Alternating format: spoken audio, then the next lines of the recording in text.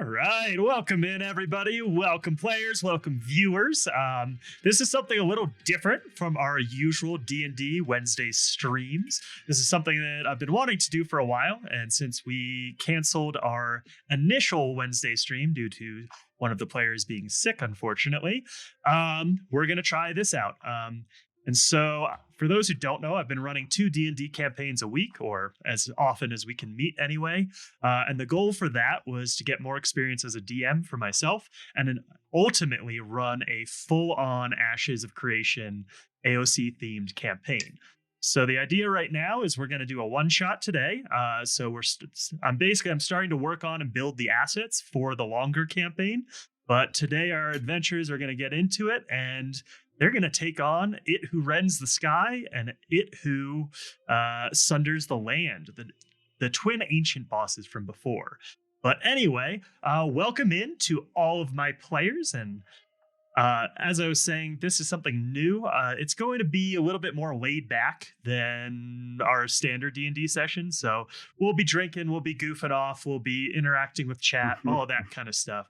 So feel free to pour yourself a drink with us, do whatever. But anyway, Supernova, thanks for the subscription. Ooh, hype train incoming. Holy shit. Ooh. Level 1. Dang, You guys are awesome already. I appreciate you guys. That's how we start, baby. Yeah, I mean, have you guys ever heard of Twitch Prime? If you don't know what Twitch Prime is, no, just la la la la la la la.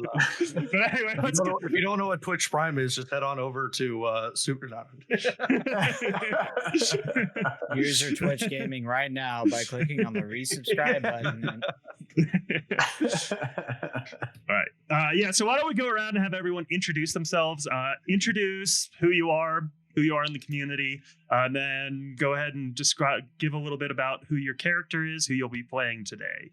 Let's start off with Half Tilt. Hey, what's up, everyone? So good to see you guys. Happy to be here. I'm super excited. This is like the second D&D thing I've ever done, so bear with me. Feel free to laugh and judge. I'm a member of the Ashes of Creation community here, fellow content creator, and just love hanging out with these guys here. So super excited for this. Today, I'm going to play a Denier Ranger that goes by the name of Strogoth Goldmantle.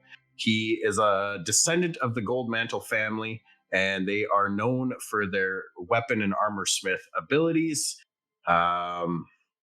It's a passion he's had his whole life, but his parents were murdered when he was young, and he dedicated himself to not only mastering his crafting, but mastering the bow and whatnot as well. So that is kind of where my character is. And what class is this themed after in Ashes?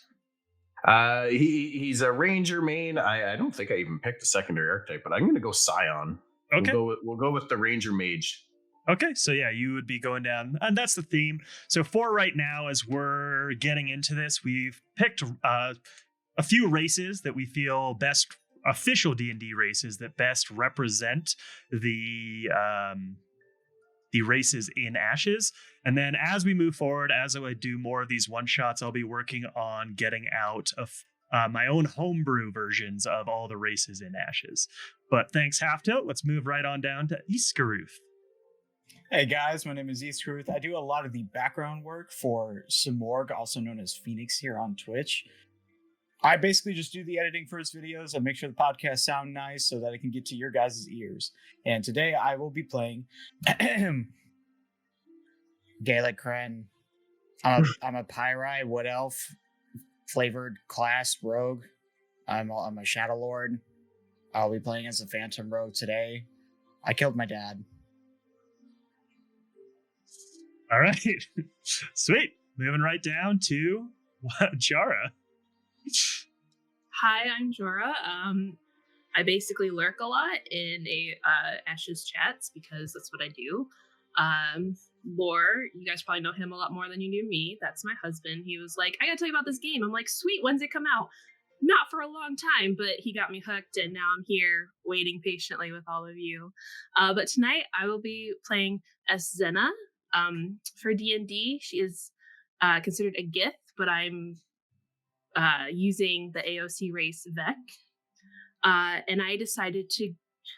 The flavor would be to go Oracle, which is primary cleric, secondary mage. So I am multi-classing cleric and wizard. So we'll see how that goes. You all are screwed because I mostly went for fun things and not like things that are actually going to be useful. So we'll see how that goes. But yeah, she basically, there was, they study the stars. It was found that some big event was going to take place. And in order to help out, they sent some of their warriors. She was one of them. So she's with these people. All right, moving right along to Supernova. Hey, what's up, everybody? Supernova. Kind of like Half Tilt here. This is actually my first time playing D&D. So make fun of me and give me your worst, and it'll bounce right off my beard. So try me.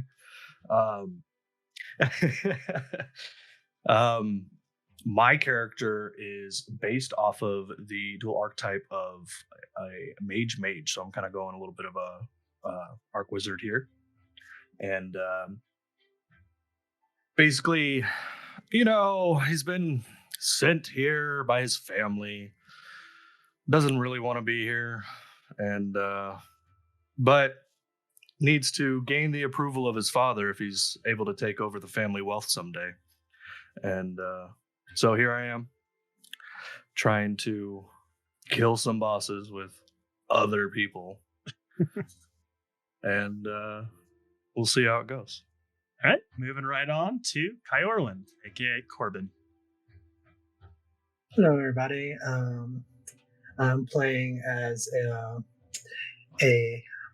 in D&D terms, high elf battle master fighter, but in the flavored version will be Empyrean weapon master. And unlike the others, I had a happy childhood. It was great, very loving family. I'm doing this to make a name for myself, and all in it for the money. All for the money.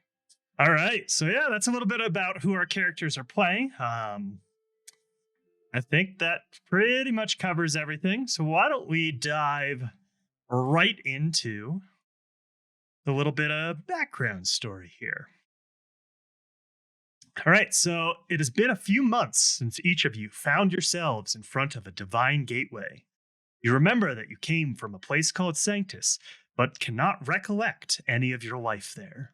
As you found yourself on the other side of the gateway, it is hot and humid, and there is the smell of ocean in the air. Dense tropical forest covers the land. You see no evidence of civilization, however, there are signs of people who came before you. You soon find this land to be harsh and chaotic as you attempt to survive and learn about this new world.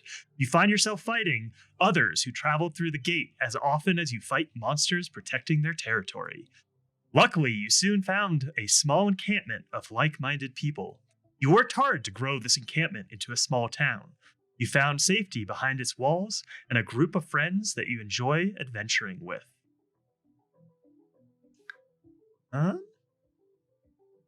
That's the backstory, and obviously that group is you guys, so you guys all already know each other at least a little bit. You've been together for a couple months, but yeah, you are not aware of too much that happened in Sanctus here.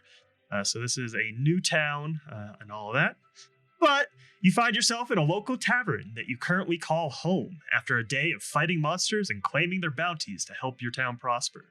Kicking back and having a couple drinks, you overhear a group of dwarves next to you. Oh, the Smith has sent another group of adventurers out to fight those devilish creatures. No one's heard from them in days. Bloody hell, what are we gonna do if they attack the town? Ornak seems to think if they can be defeated, he can make some new type of weapon. I haven't come close to town yet, but who knows how many more are out there. A new weapon would be nice. This is what you overhear as you kick back. How would you like to proceed? I wonder if those guys are dead. I would be surprised if they weren't. Those lucky guys. You still have a death wish among you? Oh, why don't we go figure out if they are dead or not, just to make sure. One moment, let me finish my drink. Are they speaking in common, by the way? Yeah. So as far as we know, there's only one language throughout all of Ashes of Creation. True story. So yeah, this is everyone speaks the same language. I'm assuming the ancients probably have some kind of language of their own.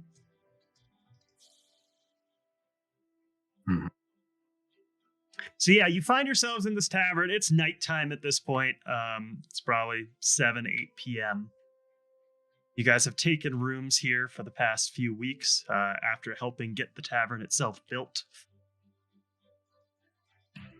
See, I etched my dead dad's name into the wall right over there.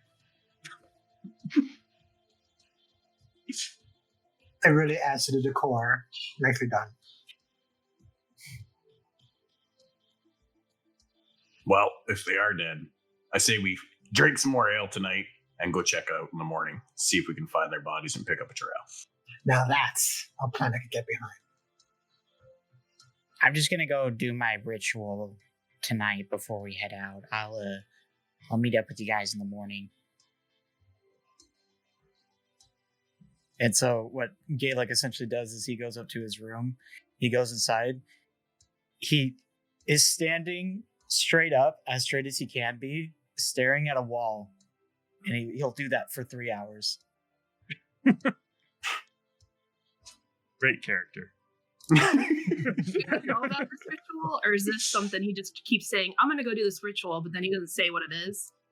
Yeah, the latter part. He essentially just doesn't tell you guys. You might have come in and seen him doing it. That's essentially the flavor for a trance. He's kind of schizophrenic. Okay, so he's having a conversation. Just we're not part of that. It's In his head. Yeah, Having yeah. a conversation in his head while he's staring at a wall. very good. I love it. You guys think he's schizophrenic. I think. You'll see it when you yeah. Listen. By the time we get back to our ruins, I'm going to be way too drunk to notice. Yep. I'll pat you on the back and I'll fall face first on something. That's it for the night. A See good you. old rooming with dwarf me? for you. Drinks real heavy. Are you rooming with me? Is that why? Is that why I'm rooming with you? Because you just couldn't care less of what I'm doing? I'm not here to judge. We're effective on the battlefield. That's all that matters, friend. Well, if I'm following this correctly, as Gaelic goes up to his room,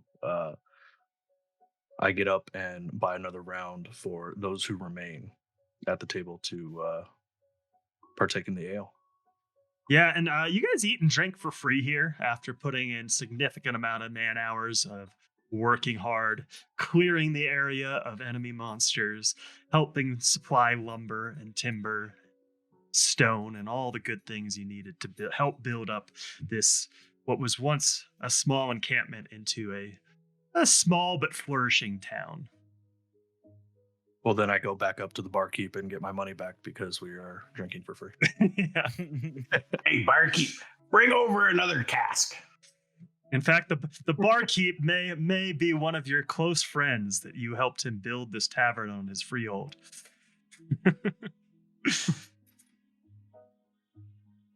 But the barkeep brings over another 5 rounds of ale. Happy to do it.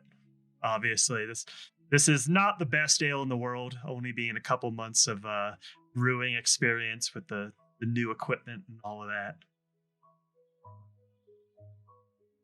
But hey, If it gets you drink, drunk.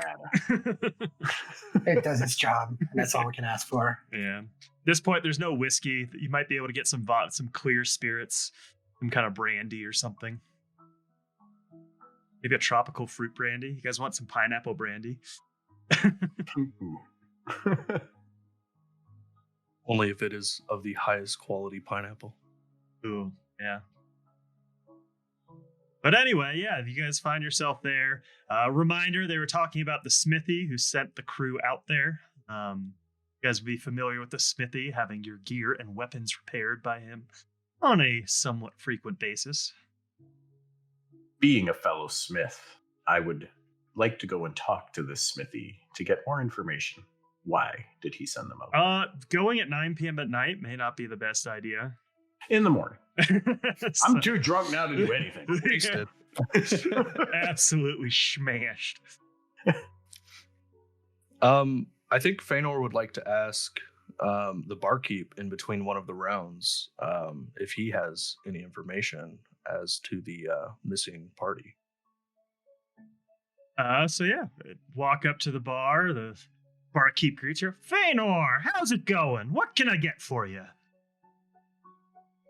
Well, 5 more rounds of, what do you call this? Ale? And, Well, it's not quite ale. We haven't grown our grain yet, so it's a drink I've concocted. Gets you drunk, though. well, whatever it's called, I suppose we'll take 5 more. And I was curious. You mentioned the party that has yet to return. Do you have any more information that you can share with me about? Well, I mean, yeah, I've heard the rumors, but as far as I know, there's some mysterious beasts out there. I hear they're almost otherworldly, but you know the smithy, Ornak the smithy. I believe he thinks that if we can defeat those monsters, he can use the I don't know what, but something to make a powerful weapon to use against them. Well, I appreciate your time and the drink. But of course, it's only fair. You guys have helped me plenty. And then I return back to the table and share the news with the rest of the gang. Alrighty. Well, let's hope we have a full day ahead of us tomorrow. Aye, one more drink and we turn in. How many one more drinks is that going to be for you? I've lost count.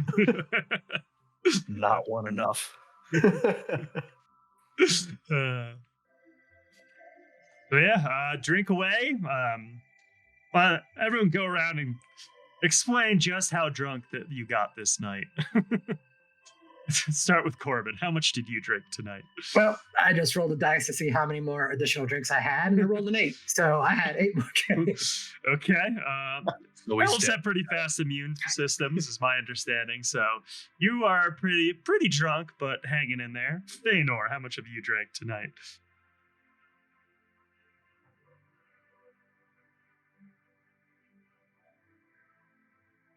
Oh, that's me. What's up? Yeah. Gotta get used to your name. Yeah. Sorry. Well, unfortunately for me, this is nothing like the drink that I have back home. And though I continue to drink and drink and drink, it has yet to affect me in the slightest. Ooh, interesting. All right, Asina. If it's becoming very obvious that the others are getting drunk, then she'll stop because she's like, all right, at least a couple of us have to be sober tomorrow, or at least not hungover tomorrow. Okay, so responsible. Gaelic. Gaelic is only drunk on the voices of the damned. And Strogoth. How much have you drank tonight? I need to make this guy my friend, because if I don't, then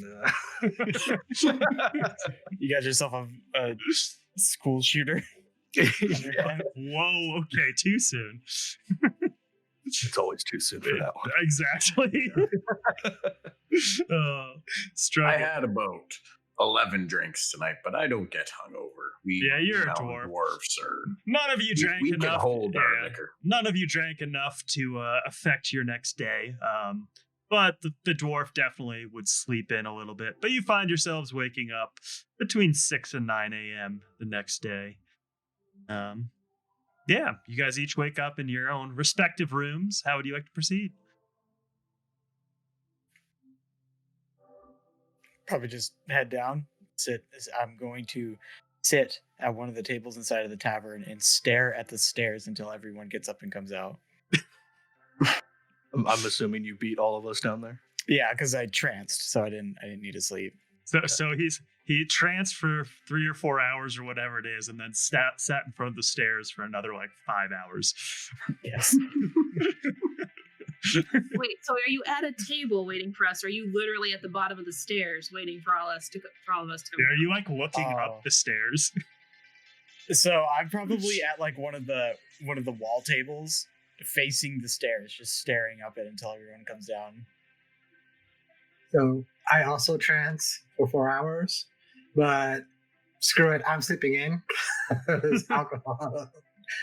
So like, I'll come down at the same time that everybody else does. I just see Gaelic there, just staring. I just breathe a heavy sigh and I just go to the barkeep and see what they have for like breakfast. Well, I mean, they've got your standard breakfast fare. Soup from last night. Great, I'll make it a double. And then I just kind of like take my time with it, hoping the other people start coming down because I want to be alone at the table with Gaelic. Ask them to scoop from the bottom of the barrel. That's where most of the food is. Come on, guys. Muttering to well, myself the entire time. depending on what time, well, I guess Gaelic was down there for a while, so I'll say I woke up in discomfort because it's not my usual accommodations, and come to the top of the stairs and look down, and I see Gaelic there staring up at me, and kind of under my breath to myself, it's too early for this, and turn around and go back to bed for another hour, and then finally come down and walk past him like he's not even there. And I would say like when you came down and then like turned around and walked back up, I would have been like, "Morning, Fit." Okay, not a good morning. and then eventually actually come down about an hour later and see what everybody's eating and decide to not have any food that morning. Asena would have probably come down like after Feanor had gone into the back end of the room. So she gets to the stairs and she sees Gaelic staring at her, and she just stares him right back. And she walks down to the bottom, waves, and then just goes and gets her food and sits down with him. I like your teeth. Thank you. Out of his backup, I will join at the table.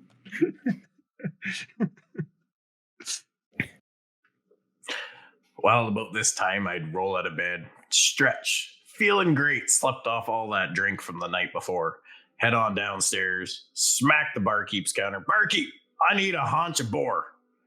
And I will join at the table. He's gonna well, we don't quite have any boar cooked up at the moment. It's gonna take a few hours. Who said anything about cooked? Well, okay then. Salted and dried is all we need. Okay, yeah, he can give you jerky, I guess. I thought you wanted just a raw haunch of boar. I was like, okay. I would have earned him a lot of respect from me. I would have admitted. Well, anything to drink with that, good sir? I mean, my good dwarf. A pint of your finest ale? Yeah, it's Whatever not we quite had ale. last night. Not sure what to call it yet. It's too new. But I mean, I make fill it. me cup. Yeah, I make it in this barrel over here, and he just like points over to this massive open barrel that he just like grabs a cup, dips it into, and hands it to you. Could you at least pull the rat out first? I mean, the rats help it ferment extra. It's like a worm in the tequila, right? Yeah. I can't believe I drank any of this. Inside last night. check. Inside check on the rat fermenting. Yes.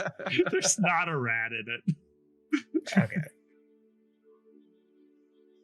Gaelic doesn't know that. Yeah, there's probably a bunch of insects, but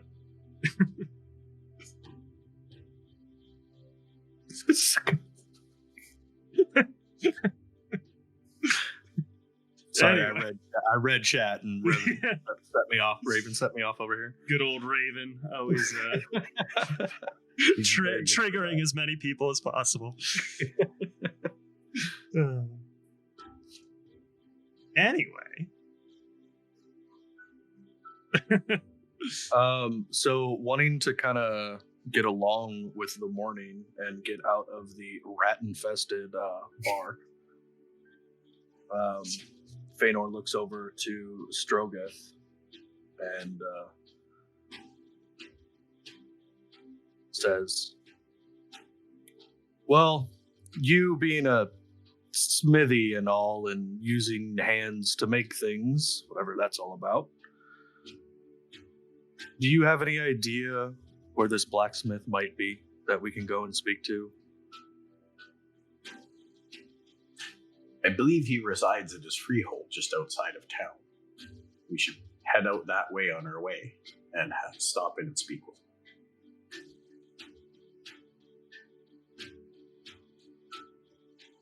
Finishing my stuff to make breakfast. Try not to make eye contact with Gaelic, and I'll be like, "All right, that sounds like a plan." So Can we you get guys out would of have here? noticed by now that since you're all down, Gaelic is still staring up the stairs. He wasn't actually staring at all of you. He's just still staring up the stairs. So yes, about that Smith. I suppose somebody should go get Gaelic. I hear you. He likes your teeth, so would you mind going and speaking to him? I hear you. She has a pretty tooth. There's nothing wrong with talking about that. I think he heard you. She has one pretty tooth. It's like an orc, right? So it has like the outside The tooth. little fangs. Yeah, Their that's what I was. extended canines. Yeah, that's what I was referring to. It's like, hold on, my friend still isn't down yet, and then you guys will probably still staring at the stairs. Oh, there he is. Okay, I'm good to go. I can't help. I just glance over just to make sure it's an invisible person. It's an invisible person. Take another long sigh and be like, "It's one of those days again." Have you talked about this invisible person before? Like, this isn't new behavior.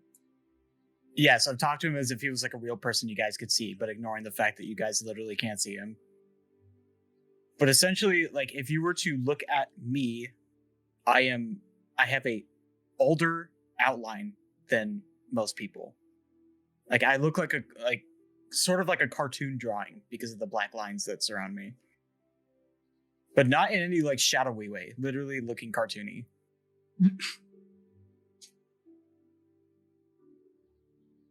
He's also a virgin, like the cartoons.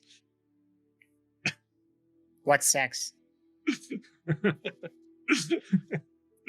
Wait, is he still role playing?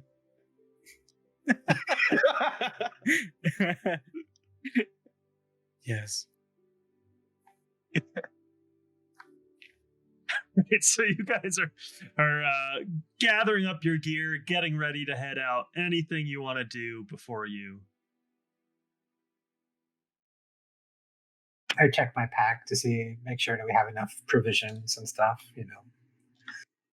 Fill Yeah, I up mean- the flasks with some water. And ale. Water.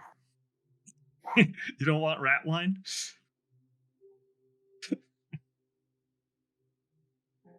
I mean, if it's on the table.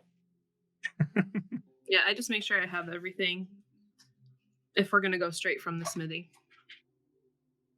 Yeah, I mean, you guys would be pretty used to heading out on day adventures. You generally come back to town before the end of the day.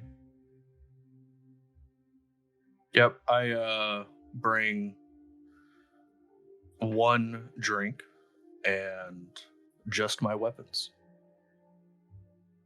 Okay. All right, so you guys all ready to head out to the smithy? Let's go. Let's roll on out, boys. All right. Ladies and gentlemen. You head outside of town, and just outside of town, you see a bunch of freeholds that you're fairly familiar with, or just outside of the walls. Some of the more common some of the more well-known ones are closer to town, and you see ones off in the distance. Different ones growing different things, and all that kind of stuff. Anything you would expect from a freehold, kind of surrounding the central town. And the smithy is one of the main ones right next to town, being very commonly used to get gear repaired, slashes taken out of armor, and your sword sharpened and nicks taken out. Yeah, you guys walk up to the smithy. You see your standard smith stuff, kind of an awning with a chimney going up the backside where a furnace is raging hot, and there's a dwarf in front of you just hammering away at something indistinguishable but glowing red hot. Sparks are flying. It's a loud noise, and he's wearing a set of like dark goggles almost. Something that you've not seen before, actually.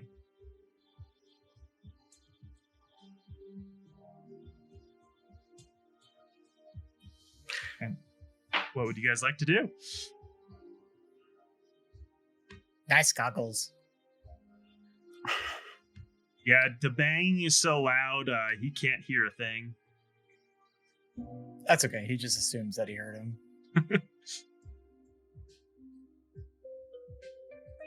I'll walk up to the smithy and tap him on his shoulder at the top of his swing. Interrupt him for a moment. Yeah, he like gets startled for a second, swings around and tries to hit you with his hammer for a 12.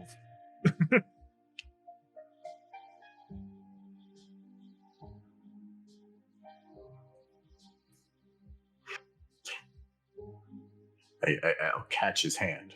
Okay, so yeah, at the top. It misses. He goes, "Oh bloody hell, Strogoth! You scared the shit out of me. Literally, almost shot my pants." Well, I'm glad I don't have to make you some new pants there, Smithy. Well, yeah, I mean, I don't quite wear metal underwear, so those would definitely have to be replaced if that were the case. I hope you're having a good morning, mate. So, we heard some news at the bar last night that some adventurers were sent out by you to slay a couple of rather foreign monsters because they had a material that you were looking to craft a weapon. Yeah, that's quite right. Any more info on that?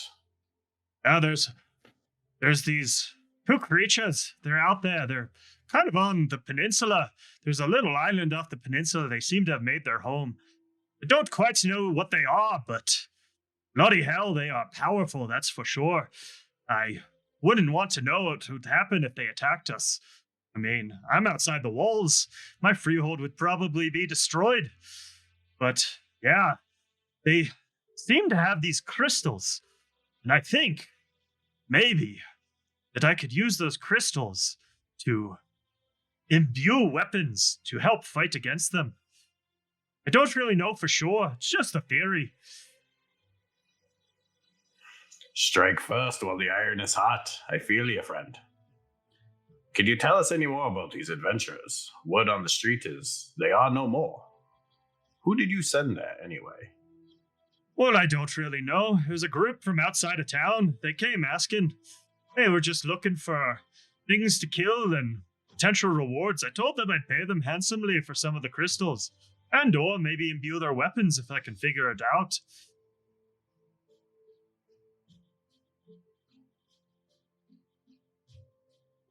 I think there were about 5 of them, though. Just like you guys. So did you not hear about my comment about the goggles? He like, you can tell he kind of is looking at you, but can't see through. And he's like, yeah, these are bloody nice, aren't they?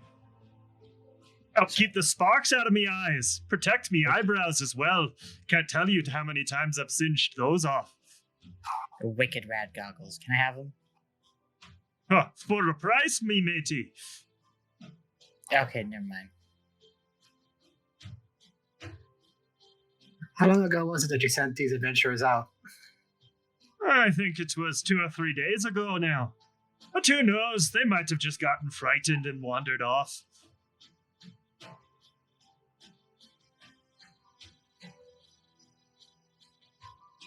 I guess we should go kill them. I suppose we can go out and try to find this missing party and get these crystals or whatever for you. But I'm thinking double.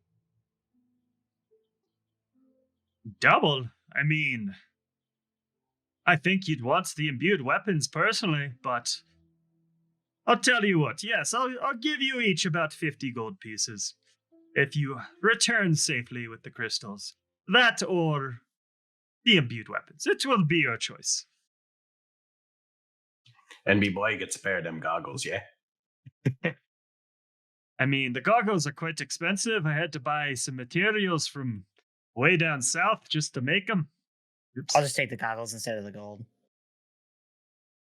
Well, why don't we talk about that if you make it back?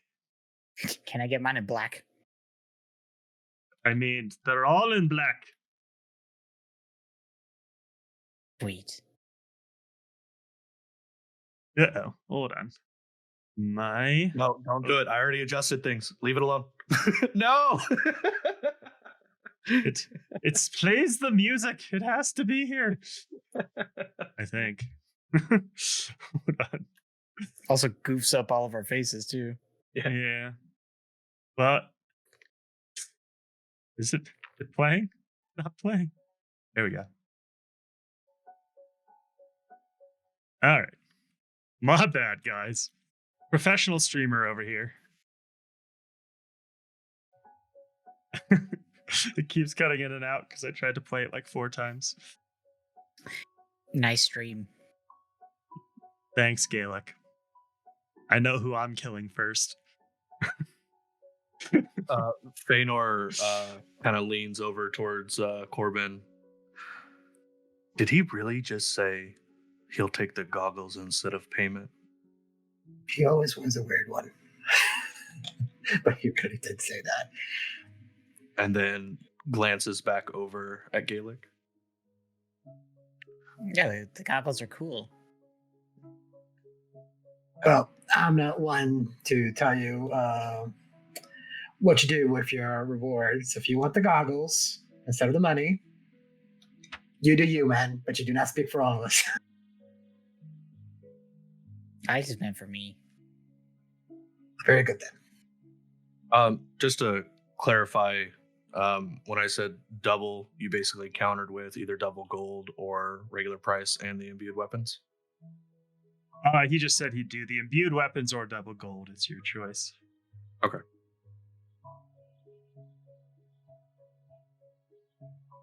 If you make it back, of course. But you're not even sure if you can use these for weapons. So what if you, I don't know, destroy the weapon in the process? Do we still get the gold? Well, as I said, I'll have to experiment, but if I figure it out, I'll let you know. Sounds like a fun adventure to me. What do you guys say? Well, it's either this or back to the rats.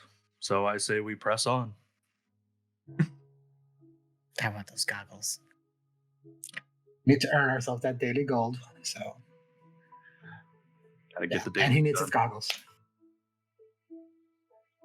I've got some other quests for you as well. Quests that you have to do every day for some gold. I don't. No, thank you. My quest bar is full. Oh, this doesn't even take up your quest bar. You just have to do it every day.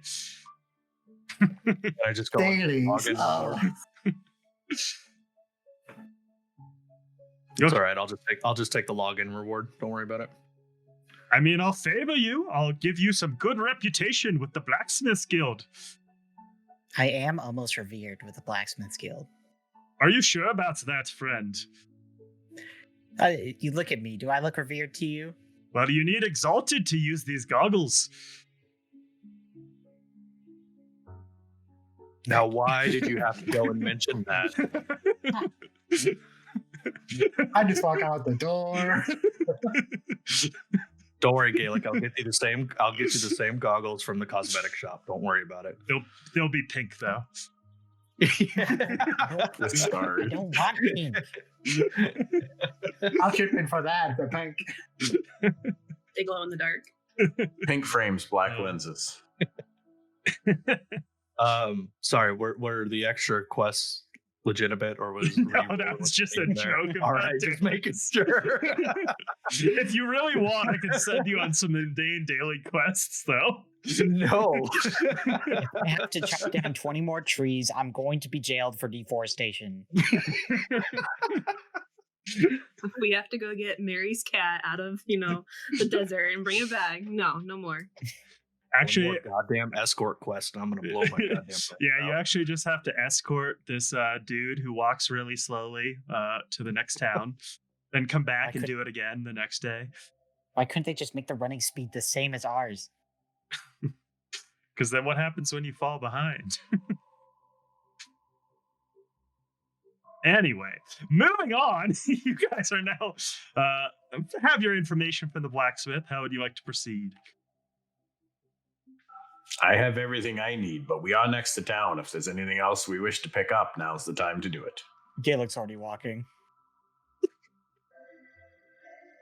You have to min-max. You have to get there when you get there. You have access to horses. At this point, probably not. It's a little too early. Did everyone bring their gliding mounts? We're going to climb to the top of this mountain and then soar down. It saves 0.3 seconds on the quest time. I'm a demon hunter. I don't need the mount. I'll just fly down myself. So, yeah, upon receiving the blacksmith's quest, a little arrow pops up in front of your face, pointing you towards the coastline. It's just a full. You can't even consider this like a fourth wall break. It's just we are now in a video We've game. broken the We're fifth not in a wall, video game, the yeah. sixth wall, the we are- seventh we are- wall. We are people playing a video game, pretending to be a. We're role playing while we're playing a video game. That's what this is. As we said, guys, tonight is laid back. We're goofing off, having fun. A lot of us are drinking beers and or other alcohols. So, but anyway, how would you guys like to proceed? Already walking. Yeah, I mean, Did we actually get a location? yeah, he told you it was on an island off of the peninsula, which you guys would be fairly familiar with this area, having helped build it up, do a bunch of quests in the area, all that kind of stuff. So you're fairly familiar with the area around, where all the monsters are, all that kind of stuff. You may not have been all the way out on the peninsula, but you've been far enough. Get a general sense of where you would be going. Well, I suppose if nobody else has anything else to do, we may as well head towards the peninsula and see what we see. Yep, I got quite the trip. And if we are familiar with the area, probably just take the fastest, most direct route there. All right. Adventure is out there. Yeah, anyone have any contradicting statements, or do you all just follow along? Follow along. I hope I don't die, but it would be pretty sweet if I did. Is Gaelic walking with us or like awkwardly? No, I'm ahead of you guys because I've Okay. already started walking. Okay. He's speed walking without bending his knees. Is it I am- Naruto run? Naruto I run? am light on my feet. I do have 35 movement speed.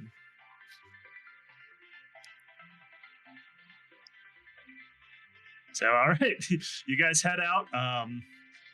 So as you start to head out the peninsula, the jungle gives way to various fields and back to jungle, and there's a couple lakes here and there. The smell of the ocean is in your nose. And you can, as you approach the peninsula, you start to hear the sound of waves crashing on rocks far below.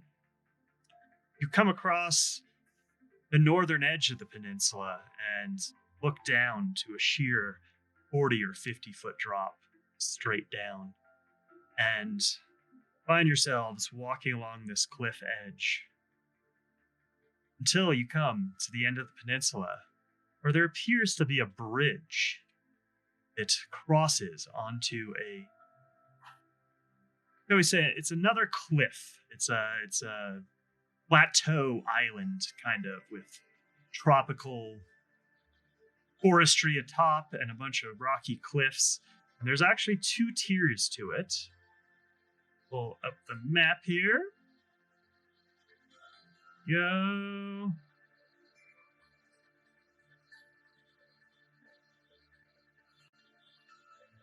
Find yourselves.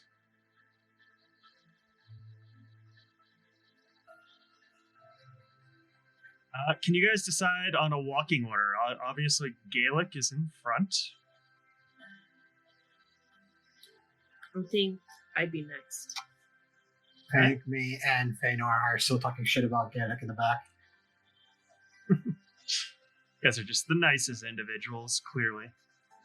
I will follow in third. I think I'm furthest back. Okay. And Stroga third. Yeah, you find yourselves on this bridge. You have not yet chosen to cross it. What would you like to do? So, yeah, you guys are kind of on the land just before this bridge. I think Gaelic is going to do an investigation check on the sturdiness of the bridge. All right.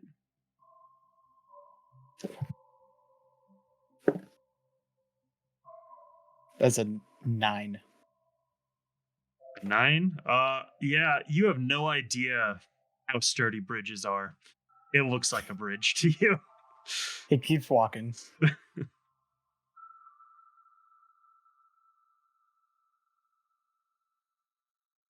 And If he keeps watching, I want to watch him walk and see what happens. okay. Yeah, so he's able to walk right across the bridge. Just fine. Comes into the other side here. And as you look up, you see another cliff face of about 40 or 50 feet going straight up. Off to your left and your right, there's cliff faces as well, going straight down into the ocean. However, it doesn't seem like the ocean is deep from what you guys can tell as you're walking across the bridge. The ocean seems to land in a scattering of rocks and shallow reefs. And then you see on the left a kind of like a little pathway going through the shrubs and some very, very ancient looking rock stairs, weathered and rounded and broken in spots. I think at this point, once he reaches the island, he's going to start stealthing. So he's gonna try to walk sneaky like. You can try to stick to the shadows. Yes. All right. Using my it's a wood elf feature, which I'm pretty sure I can still use. Let me find it. Sorry. It's I get advantage on stealth checks, even if I'm lightly obscured. All right. So while he you guys audibly see him walk up to a shadow and then just do a motion to try and disappear into. What are you guys all doing? I'm gonna assume you've kind of walked up and you're in the shadows under these trees here. Yes. Well, there he goes again. And you guys are, just a reminder, you guys are still on the other side of the bridge. Oh yeah, I think we follow suit, or I follow suit. Yeah, if you made it across without any issues. All right. Yeah, I think we push forward. Yeah, you guys are able One to by walk one. across this bridge fairly well. As you walk across, you notice the bridge is of recent construction. Appears that for some reason, someone built a bridge here. So you Maybe guys just didn't want to swim. well, swim and then rock climb. As recent as the last party. I don't know if it looks that new. It doesn't look a couple of days old. The wood has definitely seen a little bit of wear and tear. Yeah, have we seen anything that would of the other party? Like, do we see any do we see a campfire? Do we see? Let's get some perception checks. I would probably do the same thing, so I'm gonna do mine. 22. So I got a 21. Natural 20 for 24. yeah, from what you can tell, you don't really see any signs of anything really living at all besides the plants. I'm gonna probably start moving up the hill then, over towards the north trees. Moving. So this Moving is a long distance. Yeah, this is not a ramp that goes up the hill. The other way goes up the hill. That just continues around to like weird cliff face, the northern side. Yeah. Oh yeah, that looks kind of weird. It looks like it goes up. Yeah. We're gonna assume it just turns into rock cliff face Mm-hmm. right around there. All right, I'm probably moving to the left then, still sticking in front of the group, trying to be sneaky like. As Can I we said, see him? Can we see him? Can we see Galen? Let's get So- some perception checks. To see if the first one was seeing signs of other life. As he's moving, let's see if you see him. And a stealth check from Gaelic. 13 for me.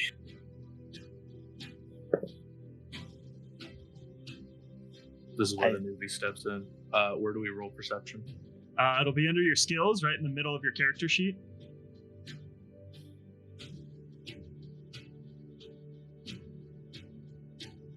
Thank you. 14. 14. What did you roll, Gaelic? That is a nat 19 for a total of 28. Yeah, so no one sees him at all. He's just disappeared to you guys. But we've done this before, right? Like this. You is guys his have thing. probably He goes- seen him go stealthy.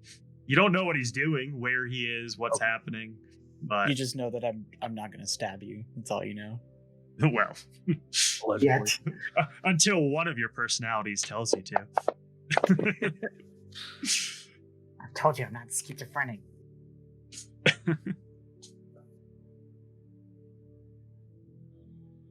I mean, Feanor's still hanging out in the back, just kind of following the lead of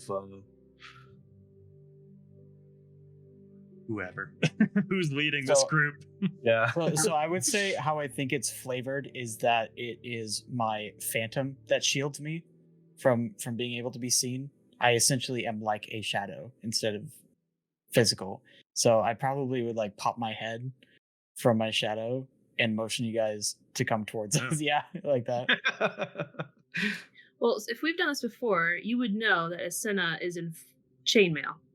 So would you want her to follow, or would you rather she stay until you come back and tell her to follow? Can I do another perception check up the hillside Sure. to see if there's anything? That's a nat one. So yeah, you still just see what you saw before, these weathered ancient stairs, obviously in strong contrast to the newer hewn, or like the newly log hewn bridge that you just crossed. He's still going to motion them to move forward, even knowing that he doesn't notice anything. I'll get him up there under the trees. As everybody else is stepping forward, I peer back behind my shoulder and kind of investigate the island end of the bridge to see if there's anything noticeable or anything like that. Okay. Investigation from you. 5. 5. Yeah, you don't notice anything other than what you've already noticed, which is the logs are fairly newly cut. The wood is also fairly green as well. Not a carpenter's friend, but the bridge seems sturdy enough. Okay, and then I continue forward, following suit. Okay. How far forward does everyone want to walk?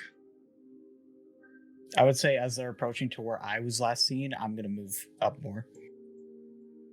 Yes, I would move into that little, like, cross. Yeah, around there. No at all? Yeah, and you guys should be able to move or request to move your character on Fantasy Grounds. Is the left side right there? Is that kind of like a dip? Like I can't move around that way, or can I move around that way? The left side where? Over here. Those are In more the stairs, middle and then the right side is kind of a pathway that leads up, very slightly sloping pathway. And in between is it's not super dense, but it's a little dense. Did you want to move up Okay. there? Or are you Yeah, I still have my mask thing, so I'm going to be lightly obscured still, so I'll have advantage if you need me to do another stealth roll. So I'm going to move to the trees. Okay. Baynor is very cautious about this entire path we are currently on. Okay. And Gaelic, within your head, as you like approach closer and closer, you're gonna hear this voice that's no, this isn't good. No. Shut up, Dad! Don't tell me what to do. I do what I want. I'm helping my friends. It just keeps muttering no.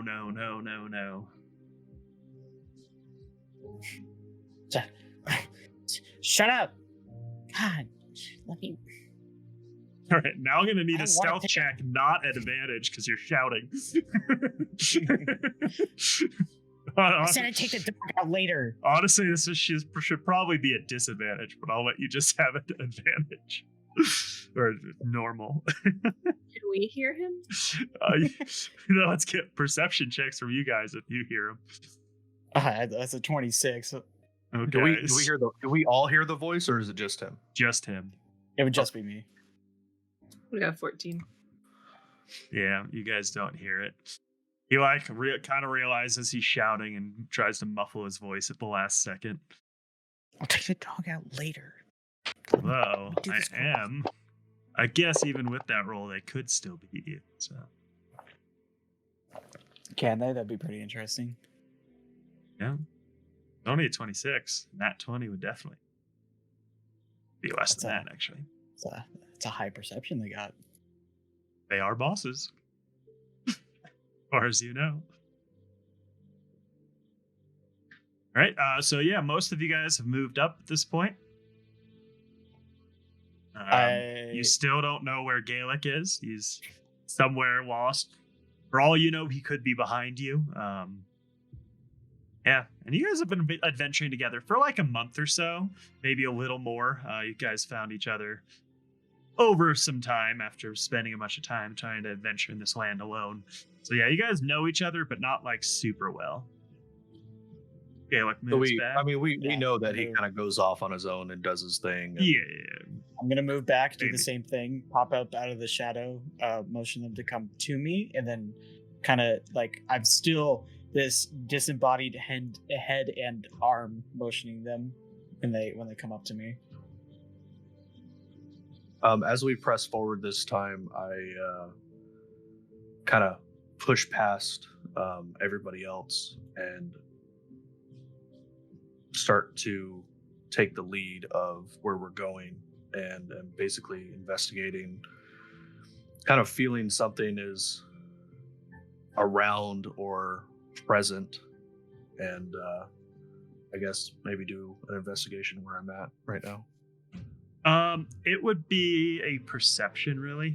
Investigation is looking at a specific object that you already have identified. Perception is your senses to identify something new. So- it would be a 9. Yeah, you are not rolling well. So you clearly although you don't know it, you get this feeling like there's nothing around. So as Strogoth is the first to approach me, I'm gonna go up to him and I'm gonna whisper in his ear, "My dead dad's telling me that it's not a good idea for us to go up ahead. He's kind of screaming in my head. It's really annoying." I need you on your game, soldier. Oh, I'm on my game. That's why I came back and that sounds a little weird, but he's never told me no before.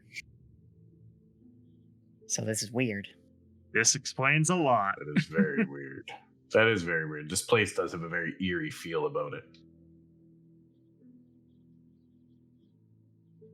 So I'm gonna try to move up and see what's going on, and then I'll tell you guys. But wait here for now. And then I am going to go back into my shadow, and I'm going to move into the trees over here. Okay, let's get a stealth check. Mm-hmm. As a dirty 20. Okay, you're able to make it. Okay, when I still made it. Okay, cool. It's like I still had advantage and I didn't roll it. You're able to make it. Let's get a perception check from you now. Another dirty 20. Taking my rolls. I'm a rogue, man. I got so many bonuses. Gotcha. That's kind of what they do. So, Yes. in front of you, see these two alien creatures. They seem to be made of this almost living, warped, intertwined material. They move around, and their eyes glow red. Different parts of their body glow red.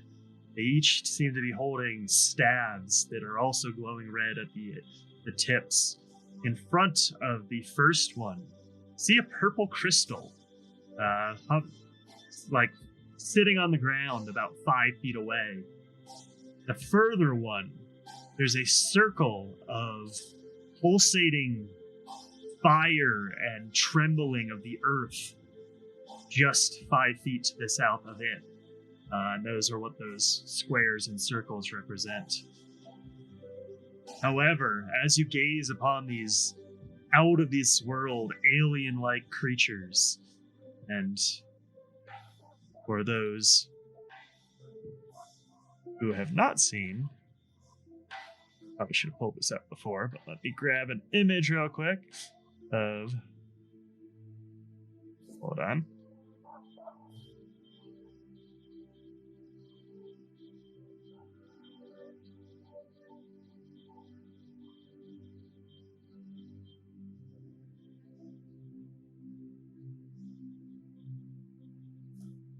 This is what an ancient looks like. Oh. Let me maximize that. But it looks a lot like that for those who haven't seen the boss fight from Ashes of Creation. This is the twin bosses that they will be fighting, so yeah. But as you gaze upon these things, the voice inside your head gets louder, kind of screaming at you that this is a bad idea. And then you hear the second voice of whisperings, and the voice itself seems to be twisted in a dark and evil language that you don't understand. Where do they speak? What was that? Where do they speak? What do you mean? Do they speak any of the D&D languages, or is it No. just... Okay, never mind. They're speaking ancient. I see. All right. And it's not something you would understand.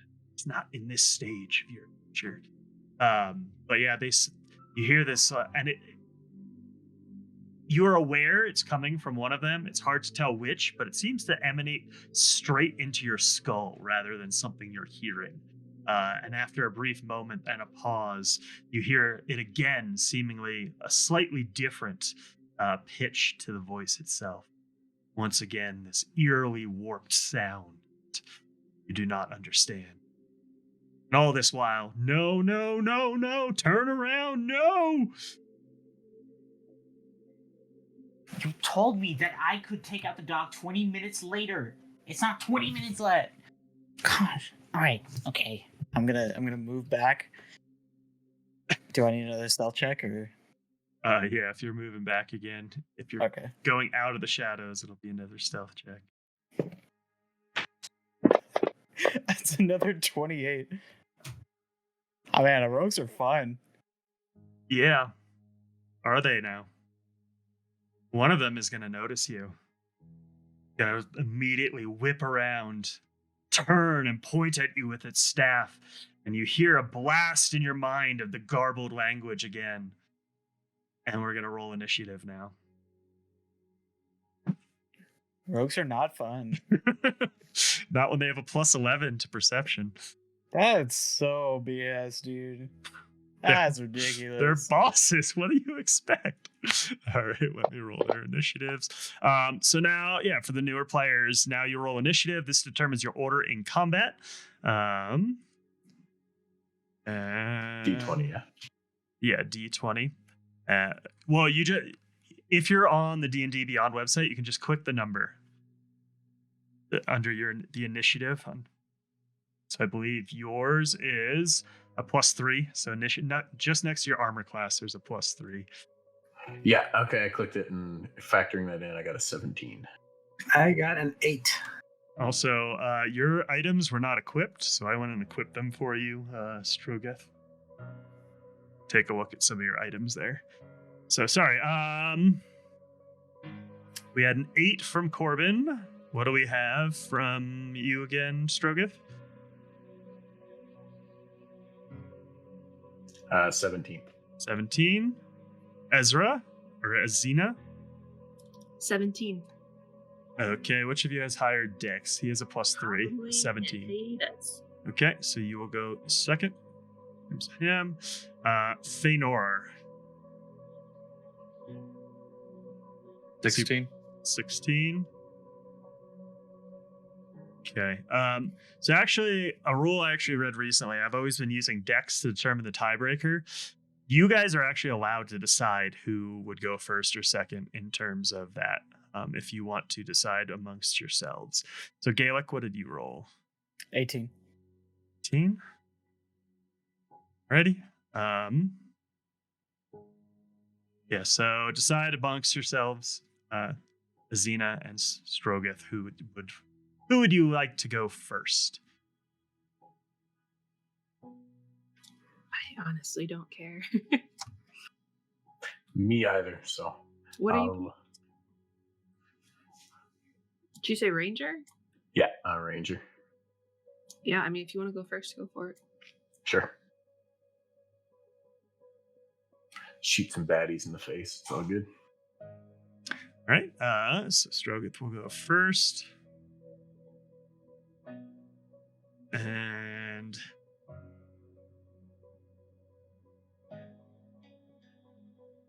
yeah, so you actually tied the boss, Gaelic, but I'm gonna have it go first since it noticed you as you were trying to sneak away.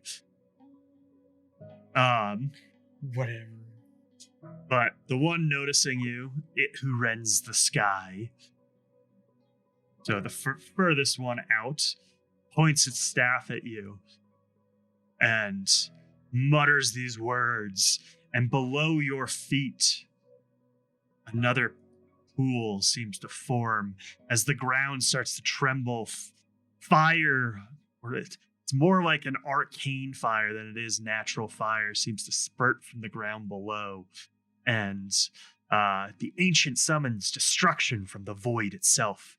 Manipulating the essence, it causes a 5-foot radius area of matter to eat away at itself, scorching any creature that enters the spell's area for the first time on a turn or starts its turn there for 1d6 destructive damage. And we are now on to Gaelic. It's your turn. You will take, starting your turn, in the destruction, 4 points of destructive damage. Cool. And then it will move forward to there. Probably to there. Are the rest of us aware of what's happening right now? At this point, you would have heard the screams of the ancients and all of that. So upon hearing that, I think Feanor would move up to the kind of the Y in the road there. So now that we're in combat, we go by turn order. Okay, sorry. So yeah, that's why that was what the initiative was for, was once you enter combat. And for the newer players, the way combat works is technically, I believe, an entire round is supposed to take 6 seconds. 5 or 6 seconds, somewhere in there. I believe it's 6. But anyway, everything that's happening is in those 6 seconds is technically all happening at once. Obviously, with a tabletop game, you have to have turns. So in succession, you're imagining this is all happening really quickly for your character, but yeah, they kind of get to choose how they go first, just because they have a higher initiative. However, like, try to keep it in your character's mind that everything that has happened in this round of combat has all happened within 6 seconds as you're processing it. But Gaelic, it is your turn. Okay. Can I move out of his range? Oh no. He's gonna get an opportunity unless I believe you're a rogue with a bonus. I don't know if that's your archetype, but you get, as a bonus action, you can disengage. I believe that is with just rogue. Yeah. Yeah, that's normal. Yeah, I'm gonna disengage. Okay. And then as I am running down the stairs, I am shouting for everyone, and I'm moving. I'm moving 25 this way, and then I want to throw the Phantom's Lure dagger at the boss. So keep in mind what that says about the range of return. Fair. You're right. Okay, so then... Yeah, so... What is that? Why don't you go ahead and read out what the Phantom's Lure is? So this is your custom magic item that you get for this one shot. Yeah, go ahead and read what the Phantom's Lure does. So the Phantom's Lure, on top of getting a +1 to attack and damage, when you throw this dagger, it can come back to you by having your Phantom throw it back at you as if I was there throwing it, only when I'm within 20 feet of the target that I'm throwing it at. And it can hit through any subsequent like NPC player, whatever is there. It can hit through them up to the third person. On the fourth person, they wouldn't take any damage. Yeah. It's halved and then third for for the subsequent people. And then I have to make a dexterity check in order to not get hit by it. Yeah, to catch it. So yeah, as a bonus action, the wielder can draw a phantom towards the dagger. If the dagger is within 20 feet of you, the phantom picks it up and shoots it back at you in a straight line. The dagger hits each enemy in that line. However, sequential hits do less damage after the first. To catch it, you would have to make a dexterity saving throw or take damage equal to the line you are in the attack. And so yeah, that's his dad throwing daggers at him, just so you guys are aware. Yes.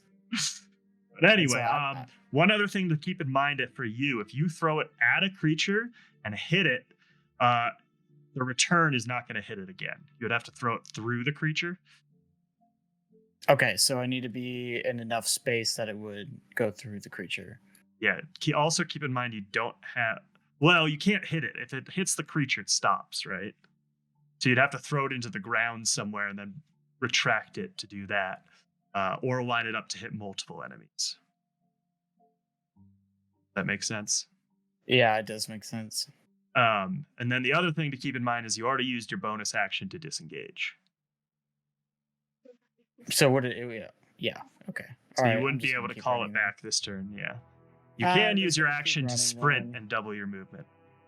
Yeah, that's what I'm going to do. So I've already moved...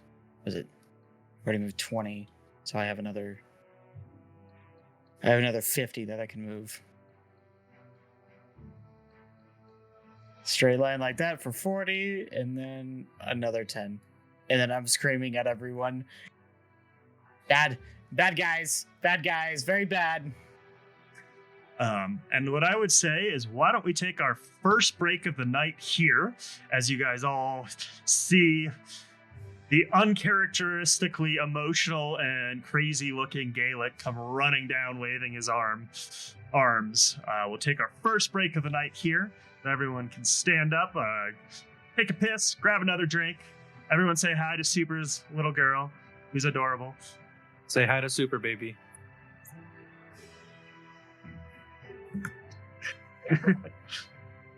Right here, say hi.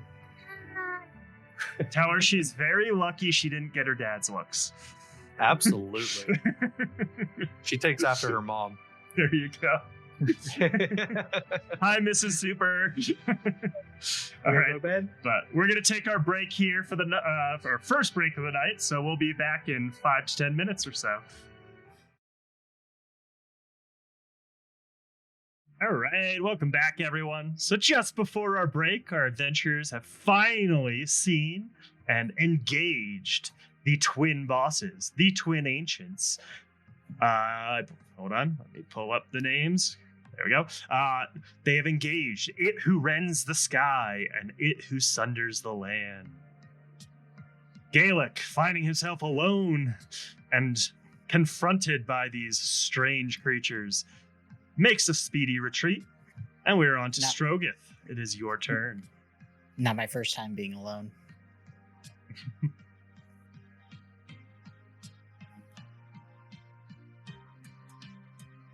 You're muted. Half tilt. Is that weird? There we go. Okay. Didn't push the button hard enough in the right place, I guess. Fair enough. So we can't see the ancients from where we are now, can we? No, all you see is Gaelic coming running down the stairs, and I just imagine kind of like noodle arms, like ah. I don't know why, but yeah. So he's really animated with his movements, but he's still really emotionless with his voice. So he's just saying bad guys, bad, as he's flailing his arms about.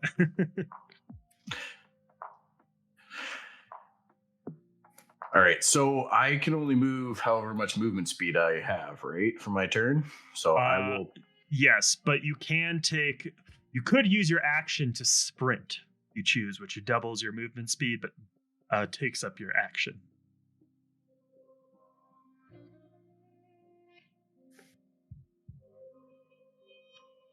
Is diagonal movement just count as 1, or is it 2? So generally it counts as the first diagonal is 5 feet of movement, the second is 10. I'll just allow it if you request to move, it'll tell you how far you're moving. So, yeah, so that would be 25 feet there. Once again, wait for your turn to move, though. So if you pull up the combat tracker, you can see the order there. The combat tracker is in the top right of Fantasy Grounds. The little 2 swords X'd. Okay, so you have 5 feet of movement so far, Strogoth. You can also each turn you have an action, a bonus action. Those are different spells and different features of your class and stuff like that are actions or bonus actions. All your attacks are actions. Most of your spells are actions, that kind of stuff. You also have a movement phase and you have a free action. A free action can be anything from speaking to interacting with an item to dropping an item to picking up an item. You also have 1 reaction per round, and that's set off by various things. The shield spell, for example, is a reaction. Counter spell would be a reaction. Opportunity attacks are reactions. Warriors often get reactions for certain things with Battle Master and stuff like that. But yeah, so those are the 4 things. You can take any of those in any order. You can move 15 feet, take your action, move another 15 feet, take your bonus action, and then take your free action, for example. So yeah, okay. You have 5 feet of movement left. What would you like to do?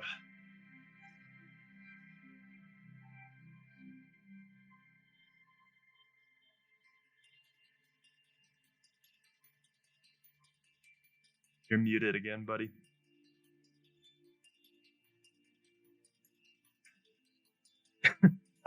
So my push to talk apparently doesn't work when I have Fantasy Grounds on the forefront. Oh, yeah, I've heard that's an issue. You can just take off push to talk if you so choose. All right, so I'm going to move a little closer to Gaelic here and ready my vicious longbow and inquire, what did you see, Gaelic? What is the bad guys? And why are you noodle arming down the stairs right now? And he will not be able to answer you until his turn, however. Okay.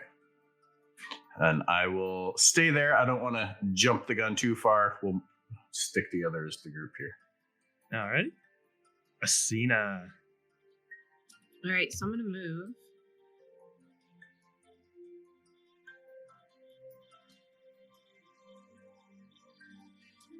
That's as far as I can go for now, but I'm going to go ahead and dash action.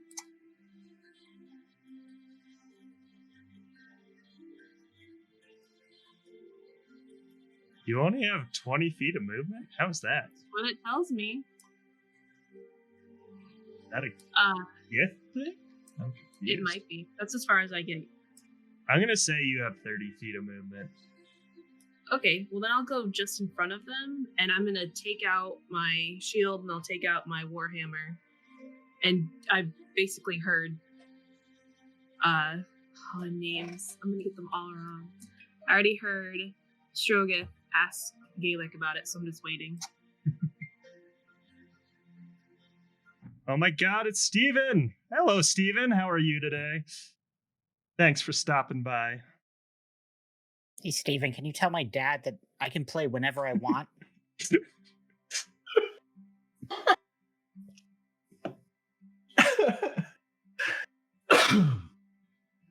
It's good to have you in here, Steven.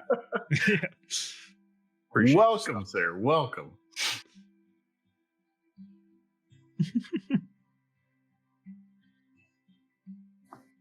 Thanks, Steven. Yeah, so a little bit of background with Steven here. I'm gonna be trying to do these one shots every week or two here coming up, because the ultimate goal is to run a full Ashes of Creation campaign. But it's a slow build up. We don't have that much information, but we'll be doing these one shots to test out. As we're doing today, we're testing out the twin bosses, how I've built them up and all that. And then we will be testing out different things. I'm going to be working on different maps for building up a node, basically, as well as some building up of taverns, things like that. We'll probably have a caravan run at some point, maybe a ship battle at another point. So yeah, it's just something I'm working on doing, and I figure these one shots are a good way to get the community together, hang out, have a good time for a night, and test some of this stuff out. But yeah, anyway, we are on to Asina. What were you doing? You just readied your stuff? Anything else?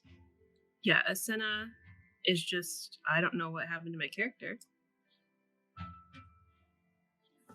Because I didn't do that, but yeah, I've got my shield out, I've got my warhammer out, and I'm just waiting to hear what Gaelic saw. All right. Yeah, so Steven, we're running 5th edition and Fantasy Grounds right now. I have all the source books for 5th edition, so it makes it easier to do homebrew races and all that stuff on D&D Beyond. So everyone has their D&D Beyond page pulled up, and then we're using Fantasy Grounds just for map tracking, and then I use it for combat tracking and all of that stuff. But yeah, it's cool stuff. I'm kind of a new DM and just starting to get into it, so I'm absolutely loving it. But anyway, Killing it, brother. Thanks. Appreciate it. So yeah, Asina, you have readied your stuff. Anything you want to deal with, maybe with your shield? Not yet. It's very pretty. Okay. It's pretty and glowing. All right, Yeah, moving. Asena. Asena, sorry. Thank you. Your tooth is also pretty. Just the one tooth. Feanor, it is your turn.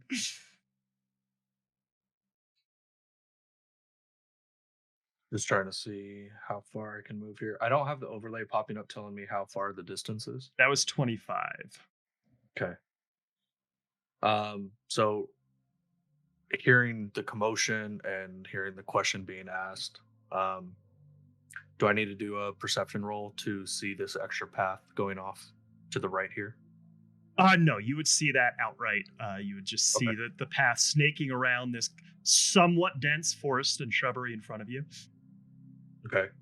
So as I'm approaching, and can I clarify when I'm saying this in relation to? So basically, preferably after Gaelic responds, pointing out the path to the right there. If not, it's fine. Whenever it would have to happen. But Wait, what do you mean pointing out? just making note, like telling the group, "Hey, look over here." So Here, yeah, there's- that would be your free action. You can use that anytime during your turn. Okay. I go ahead and do that then. Point out to everyone that the other path snakes up the other round. Anything else you'd like to do? Am I able to do a reaction here? A reaction to what, I guess, is the question. A reaction to Gaelic running down with his noodly arms, screaming about his dad and monsters. So reactions are generally certain things like casting your shield spell or taking an opportunity attack. I'm wanting to put a shield on Gaelic. So you with shield, you can use that after an attack is made on him. So you would want to use your reaction. You can use it, like, say, during his turn or during the boss's turn to actually interject and cast a shield on him to protect him. You wouldn't want to use it mid-turn, probably, because it ends. Because if he doesn't get hit, it gets wasted, right? Copy that. All right, I am good where I am here, just waiting for the information from Gaelic. All right. And it who sunders the land, it's now his turn. And you are going to notice a crystal pop up again. Kind of, you see this beam of purple light that comes down and it kind of hits the ground. There's a little tremble that you feel, and this crystal pops up, a purple crystal. And that will pop up right there. And that is the end of his turn. He does not move anywhere.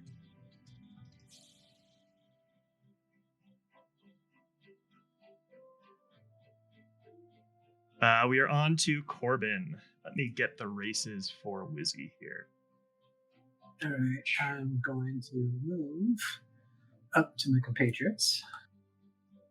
Running.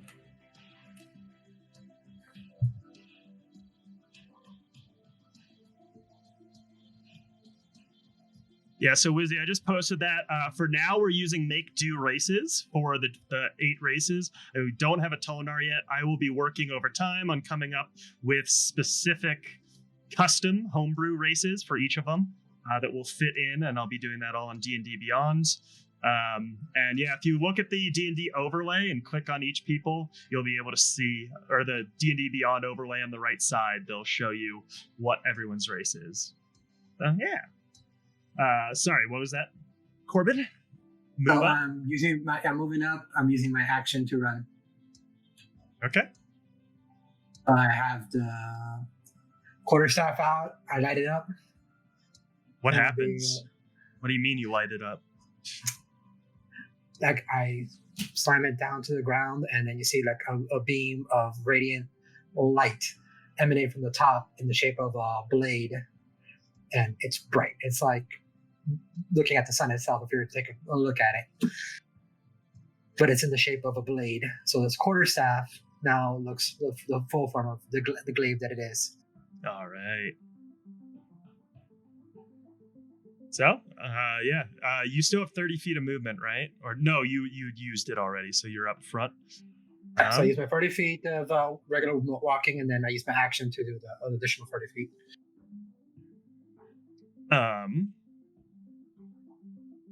Yeah. Let's see. Why?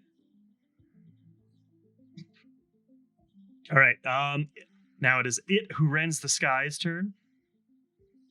Who is once again not going to move, but you once again see as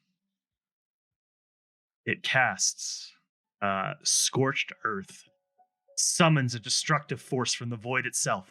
Manipulating the essence, it causes 5 feet radius, or a 5-foot radius area of matter to eat away at itself. Once again, you see another. Let me just double check. Yeah, it's far enough.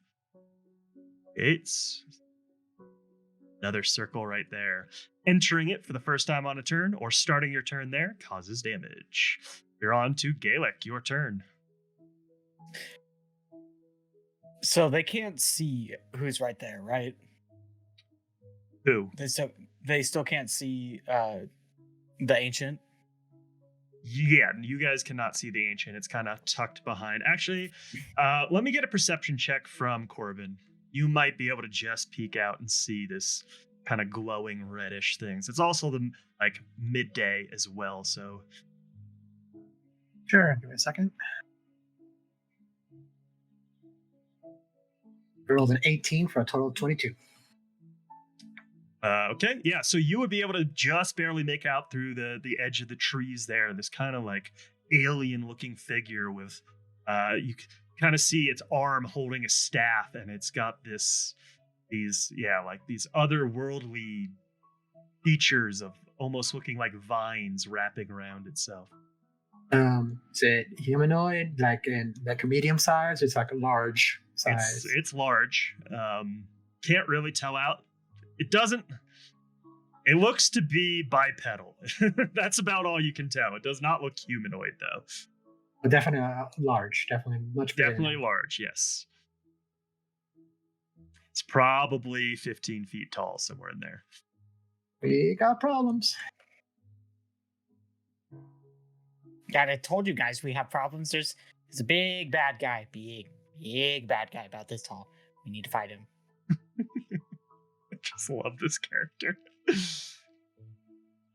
And then, as I say, we need to fight him. I'm going to use my bonus action to hide.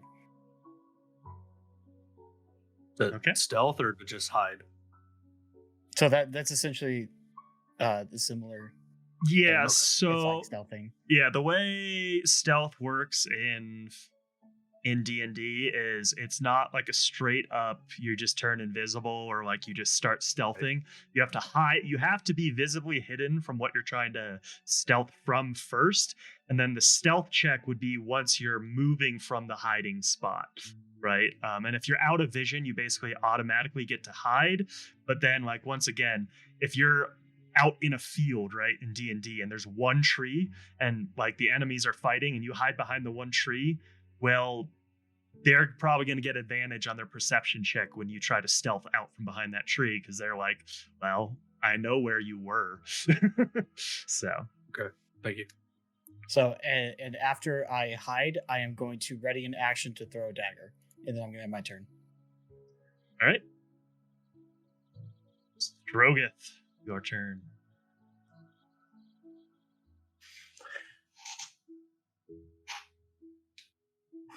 All right, so this matter that's eating at the ground here, is that like destroying the environment? Are the stairs eating away at themselves? Are they becoming impassable? No, it's passable, but like it's almost seems like the ground is vibrating and like trying to repulse away from itself. And they're like, and where it's where there's big pulses, you see these splashes of what looks almost like magical fires sprouting up. Yeah, sounds like a place I don't want to stand. That crystal, though, I'm going to shoot it. I want to see what happens. Okay. Get a attack roll from you.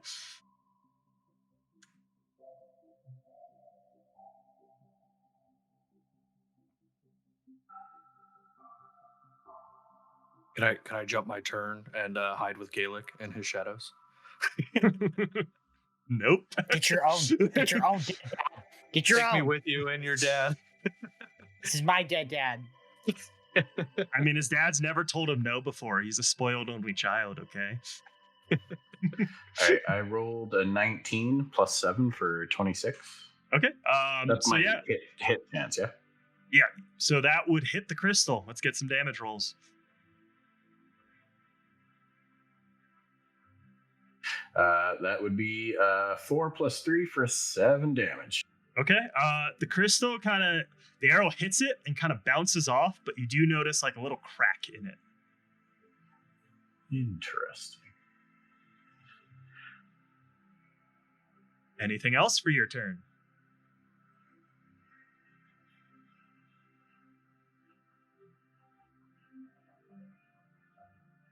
Reminder, I yelled out about the path. To the right. You're muted again. Aye. All right. Sorry. Yeah, I'm gonna move a little bit to the right here, and we'll end it there. Alrighty. Moving right down the line to Asina. Did I say it right that time?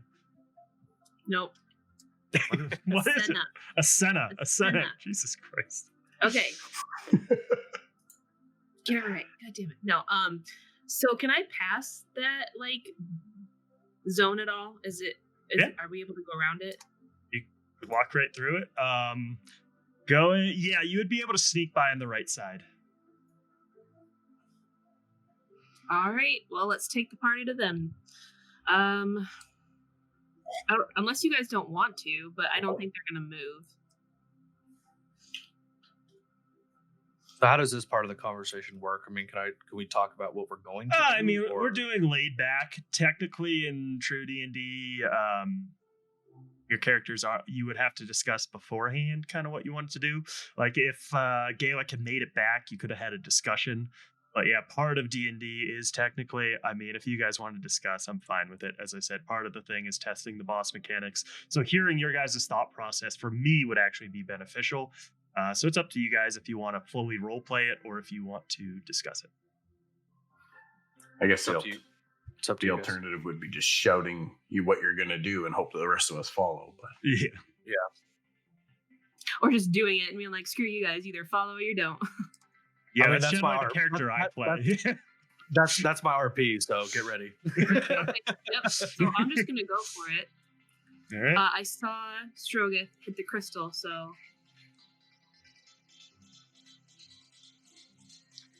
I can just get next to it. Okay. And I'm gonna swing at it One or two, just one-handed? one-handed. I don't want to let go yet. Are you sure?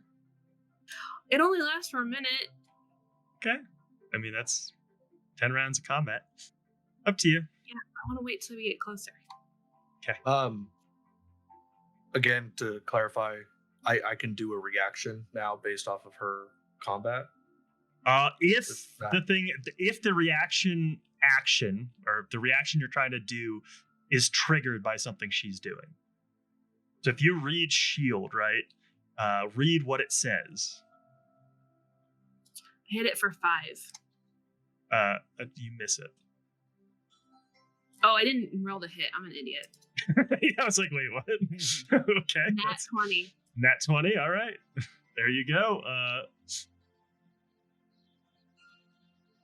That is much better. That's 13.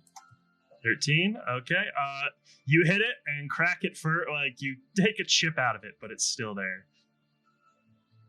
Is it like? Does it feel like it's radiating anything, or is it just like a crystal? Definitely seems magical and seems to be kind of pulsing with energy. I'm gonna use my action to throw my dagger at the crystal. It's not your turn. I said I held an action For what though? You did. to throw a dagger. Okay. In the future, you would have to specify the trigger of what you're gonna like. So what happens if you're if the monster comes into range, I throw the daggers. Technically, how holding an action works. I'll let you do it, but All right. yeah, in the future, there has to be like a specific trigger that you're holding the action for. That also works with spells, and if the action doesn't happen, you actually still use the spell slot. So that can be both crazy and good and bad. That is a 15 to hit it. Alrighty, For a total of you will hit it. 8 damage. 8 damage. Okay. Once again, it will kind of bounce off and land on the left side of it. And it cracks a little bit further, but is still standing.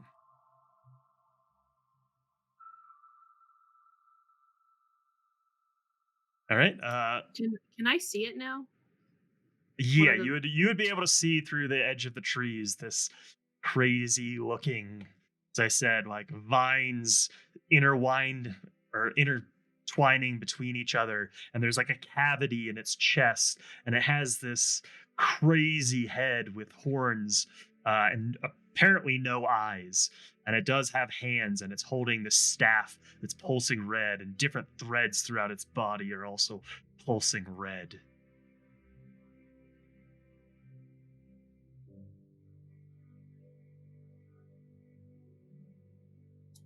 Okay. Just like under her breath, she's gonna be like, fuck. Okay. And are you ending your turn? That's all I got. So as you end your turn, you feel this draining come from the crystal itself, and you lose 1 level 1 spell slot.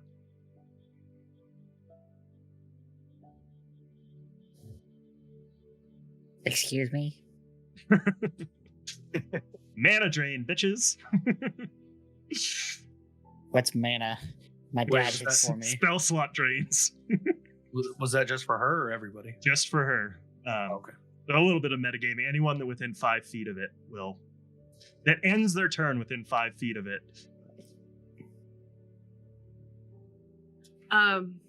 Could I yell out something after that happens? Like, do I physically feel it? Like, actually, well, I misspoke. It's actually if you begin your turn within it, you take it, but we'll just assume that you would feel it now. so it's like it's something physical I can feel too. You feel like almost pull on your soul, like pull on your essence itself. Don't stand near the crystals. Okay. Thanor, your turn. I have no soul. It doesn't bother me. So many edgelords. So I'm much a edge. ginger. I'm a ginger. Okay. I get the reference now. My dad's dead. Leave me alone. It is. See, it's hard to tell who you're making fun of, your character or yourself, right? 9 times out of 10, it's myself. All right. I guess seeing that Strogoth is the only one who heard me previously, I am going to kind of give a look over to Strogoth, kind of, signaling in a way where I'm going, and then proceed. Again, I can't tell what the distance is here, so I have 30 feet of movement. Yeah, I mean, a reference, yeah, that would be, it looks like 25. That's what it's showing. 35, that was 35. Okay, so just back one more then. Yeah, I mean, you can use your dash to keep going if you want to. And when Use you your drag your action. character, on Fantasy Grounds, it'll tell you how much. It should be telling you when you drag your character. I don't know why it wouldn't be. Yeah, unless it's like some option I have to select. I'm not seeing it actually popping up anywhere. Huh. I saw it on stream. I saw you do it on stream, and it's not popping up for me like that. Huh, I don't know why that would be. Well, I'll look into it after the session to see if there's some setting. Yeah, no worries. Moving out. So after the movement this way,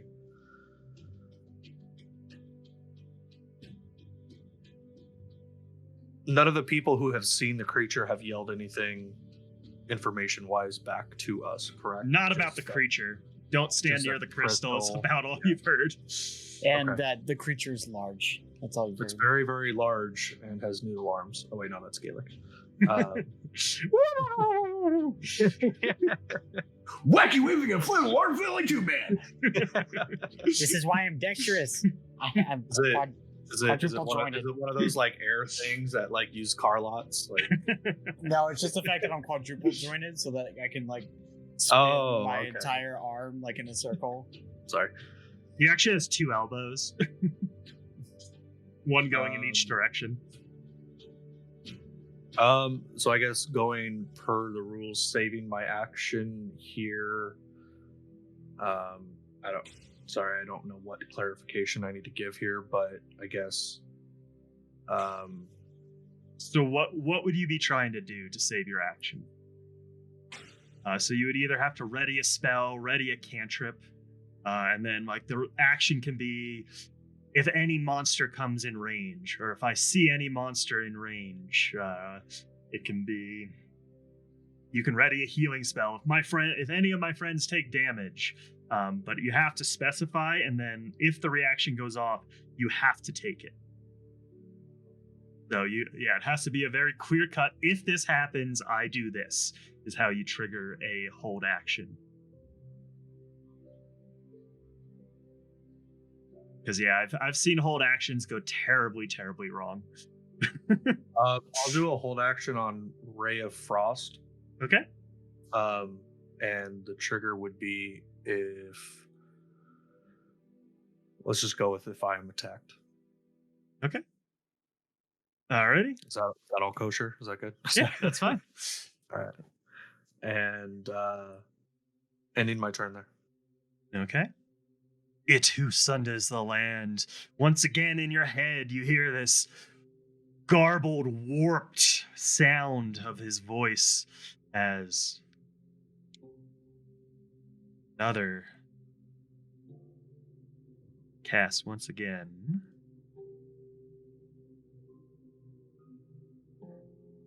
I need to take off these spell slots.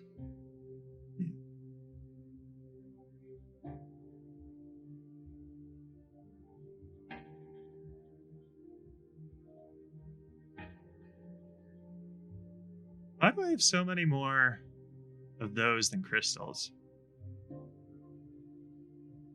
I feel like I think this. the Sunders the Land was the crystal spawner, and the sky was the fire spawner. Unless they Oh, share. yeah, you are correct. Yep.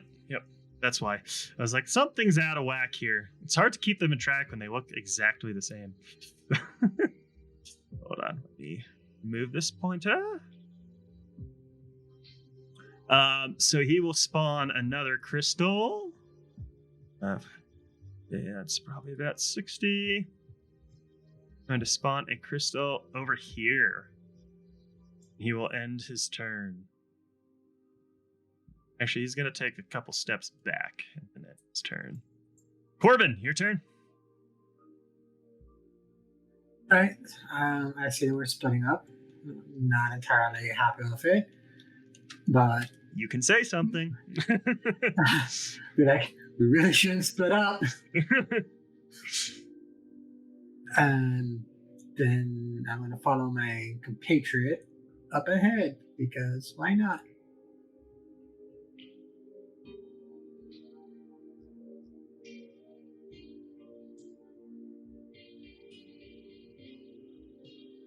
Dude, where are you going here? Going up here. Okay, that's 25. Do a little jig here for the remaining 5. And since my glaive has reach, I'm going to smite the crystal. Okay.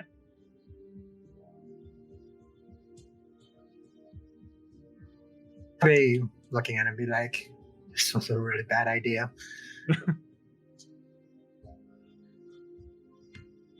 Dang, I forgot to say something before. You can retcon. 16. 16 hits. What were you going to say? I was gonna say stop hitting the damn crystal. Okay. What happens when it breaks? Who knows? For 7 damage. 7 damage. Okay. A large chunk breaks off, and it looks like it's about ready to go down. Just a little metagaming here. I didn't actually see them destroy any of the crystals in the video, so basically what I did is I made them have pretty high AC and pretty high life, just to make it so you can kill it if you so choose, but it's not encouraged. It's more just avoid them. As I said, this boss fight is based off of the video of the twins fight that AOC put out. What was that, last month, I think? 2 months ago? Something like that. Anyway, anything else, Corbin? No, because I'm not a happy-go-lucky rogue, so I only have 1 dinky attack. Okay. Moving right along to It Who Rends the Sky. Now he's going to lay down this lovely... Once again, cast Scorch Earth, and the ground underneath you seems to shift and try to pull itself apart. You can tell it's almost like the matter is fighting with itself, and where it warps the most, bursts of flame come out. And at the start of each of your turns, take 1d6 destructive damage. And then, another little bit of metagaming. I added 2 new types of magic, basically void or essence magic and destruction magic. So Just so you guys are aware, those are magic types that may get retconned as we learn more about Ashes of Creation, but will be in these one-shots for these creatures. And for you guys too, potentially, as we move forward. All right, Gaelic, your turn. Let's see. I'm trying to test my movement here real quick. I'm going to move here for now for 5, so that brings me down to 30. Can I do this? I essentially want to jump over the fire onto the crystal.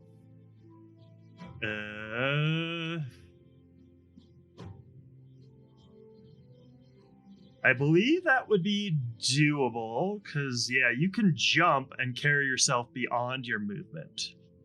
Mm-hmm. So that would, you have 30, 5, 10, 15, 20, 25, 30. So yeah, if you jump right there, you'd be able to carry yourself. Jump is a strength move. You can move up to your strength. So what's your strength at? My strength is 12.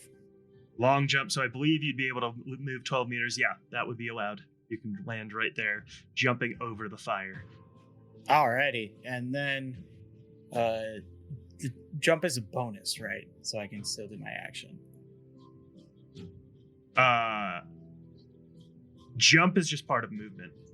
Not even a bonus. All right. I believe. We looked this going- up in one of the other campaigns, and I can't remember, to be honest, but I believe it's just part of movement. I'm going to throw my last normal dagger at it who rents the sky. Okay, what's the throw on daggers? It's 20 minimum, 60 maximum.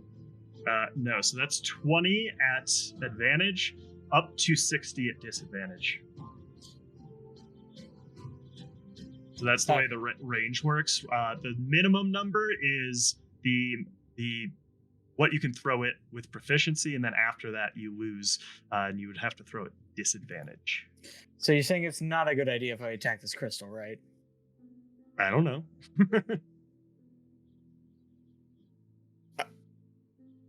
Gaelic's probably just going to follow suit. He's going to attack it with his rapier.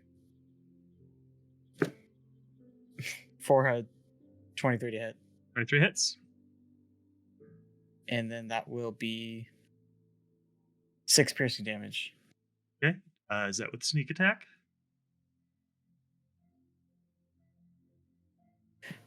Hold on a second. Knowing what rogues do. We're gonna start putting a timer on your turn. You know what? I will sneak attack it, and then cast Wails from the Grave as I sneak attack it. That will be 2d6s. So that was, how much damage was that? That was 6 plus this much, 4. So 10 damage on the crystal, and then it's going to be... Okay, so the crystal falls apart and shatters into pieces. Nothing seems to happen other than it just falling apart. And then you guys see my phantom fly all the way over to it who rents the sky and stabs it for 3 necrotic damage. Alrighty. Oh yeah. We gotta double check which one's which. That'd be the only one that I can do because he's... Yeah, 25. no, I need to. I can't because they look the same. Yeah. So, anyone wondering, I'm playing as a phantom rogue that is flavored as a Shadow Lord, which is a rogue summoner. Dude. And Wail from the Grave, whenever I do a sneak attack, I can attack a second creature within 30 feet for a 1d6 necrotic damage. And it's auto damage, which can be pretty good. All right.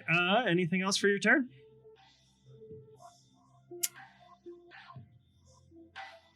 You know what? Why not? I'm gonna bonus action throw a dagger. Yeah, at disadvantage. Yeah, you're just throwing your normal dagger. Yes. What did you attack with the first time? Rapier. Okay.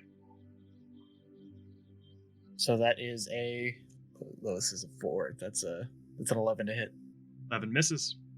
All Your right, dagger falls goes down. spinning off into the distance. Actually, it probably hits a tree branch on its way. Gets knocked So- off course. And that's the end of my turn. That's all I can do. Okay, Strogoth, your turn. All right. So, I'm going to continue to follow Feanor here, as recognizing the fire on the ground indicates that we should probably be spreading out around the battlefield to not group up. So I'm going to continue. We'll flank.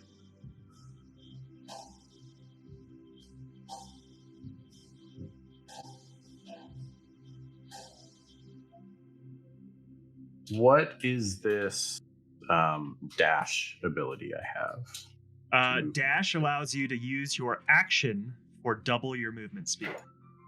So if I believe you have 25 movement as a dwarf, you can double it and move 50 feet using the dash action. However, then you can't make an attack or whatever else with your action.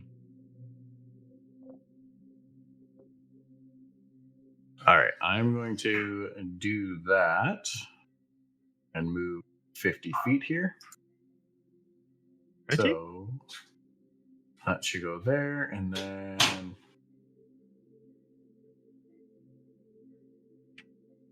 I take it from here. I still can't see either of the bosses. No, the trees are a little too dense for you to see through them. I would like to point out you guys can move through the trees. It would be difficult terrain though. Difficult terrain. Difficult terrain is basically you move at half your movement. It takes twice the amount of movement to move through it. Oh, okay. Fair enough. Would also adept probably on give the you some mountains. cover. Adept at the mountains. Yeah, I would consider this a mountain. Plateaus. Sure what all that gives you. My proficiency bonus is doubled for proficient skills when you make an interwiz check related to it while traveling for an hour or more in your chosen terrain. Yeah, this would not help you during that. Yeah, no, not at all. It's good. It's good for long distance stuff, not good for short. Natural Explorer is really good in like campaigns where you're covering lots of distance and you have to survive the woods and stuff like that. Okay. All right. Well, then I guess that'll probably be my turn there. I don't think there's too much more I can do right now. Alrighty. Edzina, your turn. It's closer. All Let's right. see. That's Senna. It's You looks like take- it's supposed to be movement. Okay, you take your 1d6. You take 2 points of destructive damage. Yeah. And then I also negate the one spell slot from being lost, right? Because I killed it before it was her turn. Yes. All right. At the beginning of your turn, if you are in 5 feet of it, you will lose a spell slot. Okay, so that's 20. There's a reason I gave Super his magic weapon.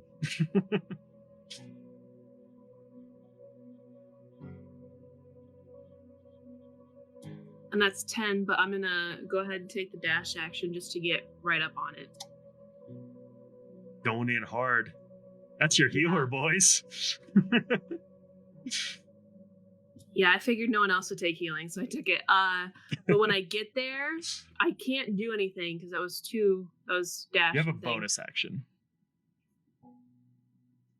Do I have any bonus spells though? Wave your Bonus shield action spells? and your healing word. Yeah, but nobody needs it. So basically, what happens is I'm gonna go, and I go up to it, and then you all would have seen it before, but I let go of my shield, and it stays where it's at. Like it doesn't fall to the ground. It doesn't move. It just stays where it's at, and it basically gives me an extra hand. And that's my turn. Yep. East is like, where is that for my character in the other campaign? Hey, man. Yeah, I feel like your magic items synergize so well, Sana. Oh, I was so happy with those. I'm excited. Anyway, I'll moving get it. on. I'll get it eventually. I'm waiting, but I'll get it. It's Feanor's turn.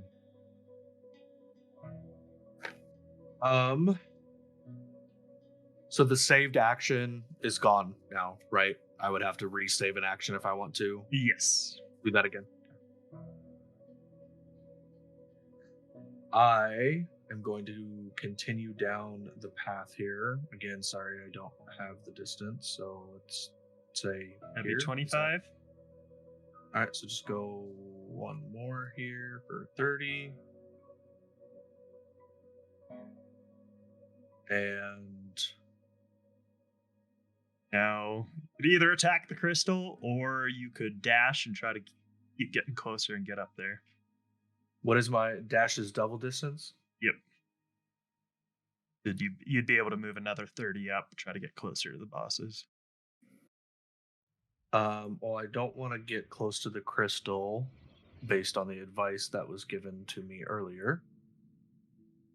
Yeah, you'd be able to skirt around the crystal safely. What's that distance It's right 25. there? All right, we'll go one more right there for the full 30. Okay. And the dash Let me is get my a action. yeah. Let me get a perception check from you. Okay.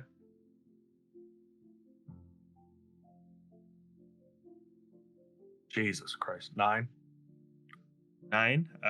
Yeah, you don't even see the creature in front of you yet. You still see the sundered earth kind of in front of you and the crystal off to your left, or also kind of in front of you, I guess, if you're looking that way. All right. So And by creature, you're referring to it who sunders the land. you would not see that yet. It's still kind of peeking at, hidden behind the dense trees there, the jungle. Alrighty, and then the dash is the action, correct? Yes, you would have it. You do have a bonus action if you wanted to do something, and then a free action if you want to interact with an item or say something or what. Yeah, I'm gonna kind of signal back here to Strogoth and kind of put my finger to my lips, kind of saying quiet and kind of putting my hand down, kind of saying, Right. Hey, I know you're a dwarf, but try to get lower. Okay,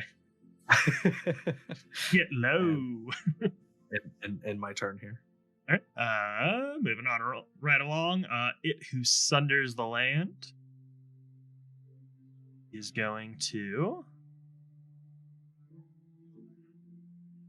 probably cast it. Gonna cast another crystal. And once again, a purple beam of light shoots down from the sky, impacts the earth, and a crystal appears out of nowhere. It's gonna pop it right there. And that will be the end of its turn. Corbin, you take 1d6 damage, destructive damage. Oops. Okay.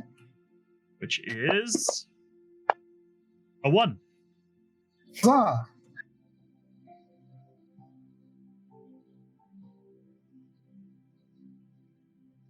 Alright, so I just take it. It's not when I enter or stay in the black spot, but moving it is fine. Now that you're already in it, you can move right through it. Yeah. It's not difficult terrain, or is it difficult terrain? Nope, not difficult terrain. Move normally. As I said, beneath you, it seems to vibrate and try to it's very strange. It's otherworldly as the matter itself tries to pull apart from each other, but realize it can't because there's other matter around it. So it's like this weird shifting back and forth as it's trying to warp and shift and pull apart. Okay, so that's 10. And then moving it there will be 15, 20, 25, 30. And I'm still going to be too far. Damn it. So, yeah, I'm going to be using my action to be next to our healer. Right. Where? There? A little bit closer. Right. There? Yeah. Okay. And that would have been your dash as well. You have a bonus action, action surge, anything like that for you? I'm going to burn it right now. What was that? I'm not going to burn it right now. Okay. It who rends the sky, going to Mm-hmm. Call down. Yeah, he does Scorched Earth. Trying to keep track of all of them. Call down another Scorched Earth. Right over you. And then... Let's see, he's going to see the weird floating shield and turn towards the bright glaive carrier. And he's going to swing his void staff at you for a 9 to hit. Misses? Nope. Gaelic, your turn. I am going to. Can I pass through the crystal?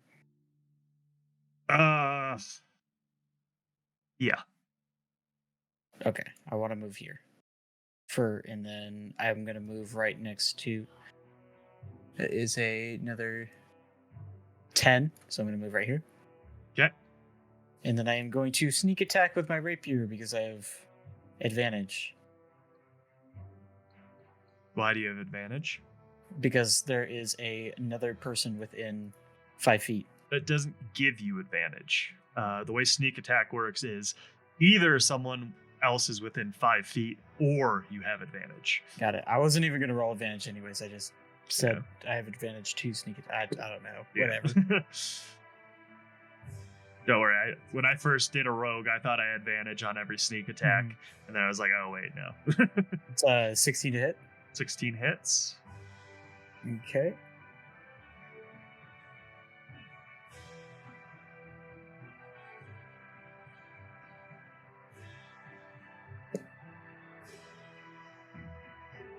Holy crap.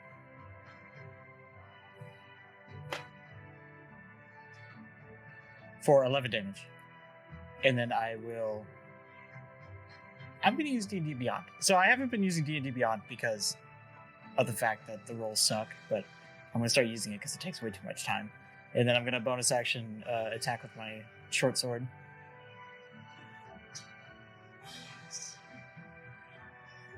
For a 21 to hit, which I assume hits. 21 hits. For a 9 damage. Okay.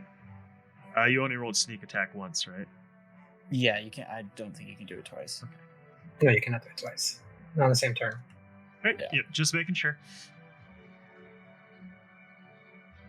I mean, I am so against this not superstitious dice thing. Oh, whatever. Stop talking, mister. I rolled 6 20s in one session because I You rolled can. 6 20s in a single session. That wasn't even on D&D Beyond, okay? And that does, I mean, it happens. It's called statistics. There's no fucking superstition. There's no bad dice. There's no dice jails. You guys are all idiots. There weren't even that many mobs that game. You're statistically out of pocket. Anyway, what are you doing, Gaelic? I didn't mean what I'm doing. I stabbed him. That's all I could do. It's I within the ran out of bell my curve, action. damn it. All right, Stroke, your turn. All right. So, yes, first up, we're going to try and get a little bit closer here. So, if I was to try and cut through the trees here, that would technically be half my movement speed. And you'd have to get pretty close to the edge of the other forest to shoot out. Yes. So, that's probably still... Probably, I mean, either way, it's probably going to require your dash, right? You'd get pretty close. You'd probably get to the point where you could make it to the other side by your next turn and shoot. If you cut through the forest. I think I'm going to try for that. So I'll take my normal movement speed of 5 feet there, and then I'll do a half of 10. Yeah. I guess. So that'll be my normal movement turn. And then you're going to dash. And then, so I will dash. That gives me... Okay. Oops, how far was that? That would be as far as you can get. That was about 12 feet, yeah. Yeah, it was another 20 feet. It was 10 total, but 20 feet. And then, as I said, I'm not going to worry too much about diagonal squares. I feel like it gets annoying and bogs down trying to figure out counting out diagonal squares. So That's fair. I'm using it to my advantage for now. Yeah, I might actually switch to a hex grid. I was looking at that the other day, and I kind of like the looks and feel of hex grids better than I do the squares. Fair. So from there, can I see the bosses through the trees at this point? Because I'm close enough to the edge. Yeah, or- you'd be able to. I think you'd be able to look out and see what's going on here. And you see crystals and fire, like destructive ground everywhere, and you see these two alienoid-looking creatures just hovering. Okay. Yeah, and they hover too. They don't like stand. Can I use a bonus action to Yes. cast my hunter's mark? Yes, you can. Which one would you And like to put target? it on the one we are targeting, which is it who sunders the sky. Is that right? On the one. And yeah, that. So yeah, let me see here. I believe I can put the effects. Add. Cool. Now we can see it has Hunter's Mark, I believe. You hover over it. Does it? I don't know. Open the combat tracker. Yeah, it is shows a- in the combat tracker, but I was hoping there would be a more obvious thing on the token itself. It's not obvious. It's literally 4 pixels wide. Yeah, I know. That's why I was like, Right in the bottom left corner there. Yeah. Yeah. yeah. And, I Do mean, you can guys zoom- see it's immune too? Are you it's seeing that? what? If you hover over the bottom left side, it'll hover over the little 4 pixels. Yeah, it does say hunter's mark. Yeah. Okay, it says Hunter's Mark. Okay, for me, it shows some of the immune things too. So I was just wondering if that was on the DM side only, or you guys see that? Let us see. Let us see the immune things. All right. I Don't worry, it's guess nothing that crazy. is all I can do right now, so that'll be my turn. Yeah. Little metagaming. It's immune to being blinded, incapacitated, and prone. Considering it levitates, it has true sight, and then incapacitated. I just didn't want to deal with that, so That's fair. it made sense. Nothing crazy though. All right. Ezina. I cannot pronounce her name. You could just say girly. I'm the only girl here, so it's Asena. Asena. We'll get it one of these Asena. days. All right. I'm going to grab my warhammer with both hands and just swing away. Okay. Are you gonna do anything to it before you do that? No, because I didn't quite understand it. Like, if I put the holy symbol to it, what is So- that? I thought that only was for healing. It allows you to use your wisdom, and if you make an attack against an ally, it heals. If you attack against an enemy, you still do damage. You just get to use your wisdom modifiers Okay, instead of your. And yeah, so her holy symbol is actually like attached inside the shield, so she'll take it off, and she it's almost like at the bottom of the weapon, and she'll just kind of smack it in there. Okay. And then swing. You hold it like it to the handle with your bottom hand. Mm-hmm. Okay. And for a 19. 19 hits. For 5. Okay. And that's my turn. Raynor, your turn. I am going to look back at my compatriot and see that he cut through the trees, and proceed to do the same, but kind of on the outer edge here. What? It's only if I end my turn. If you By the begin crystal? your turn by the crystal. Okay. I mean, basically just kind of moving diagonally, kind of like this, into the trees there. Again, sorry. You would not be able to make it that far. You'd have to skirt further around. Because as soon as you enter the trees, you're taking double your movement, unless you want to use your dash again. But you can probably just make it up and shoot the creature. Not ducking into the woods. Yeah, I'm gonna. This big circle here. What is that? That's the fire patch on the ground. Yeah, right? that's the sundered earth or And destruction. we don't know anything about that. You can look at it and see it doesn't look friendly. Other than that, no. Okay. You wouldn't really know what it is. You haven't seen anyone take damage from it yet, I don't think. So you guys started cutting this way. And what is my distance to it who sunders the land here? It's probably like 35. Draw an arrow. Yeah, it's 30. 45 to the other one.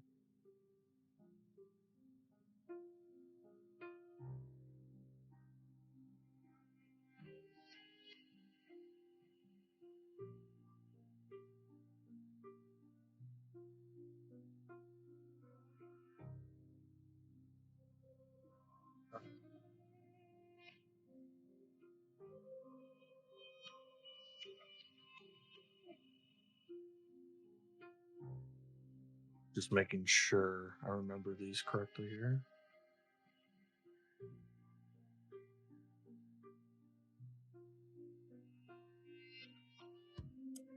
I think I want to go ahead and attack it with Ray of Frost.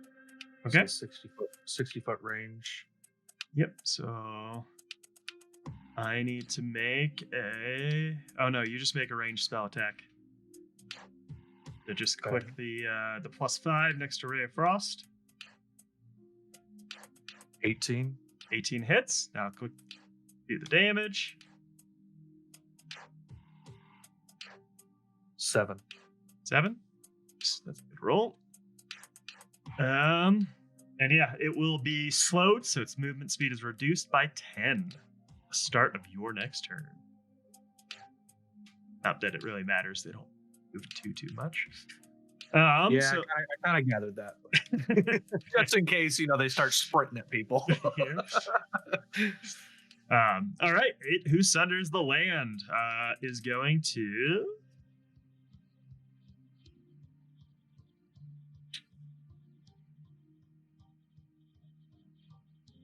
cast another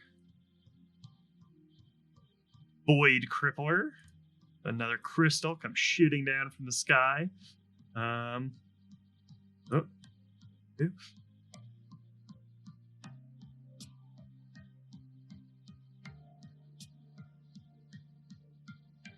Lands right there next to Gaelic.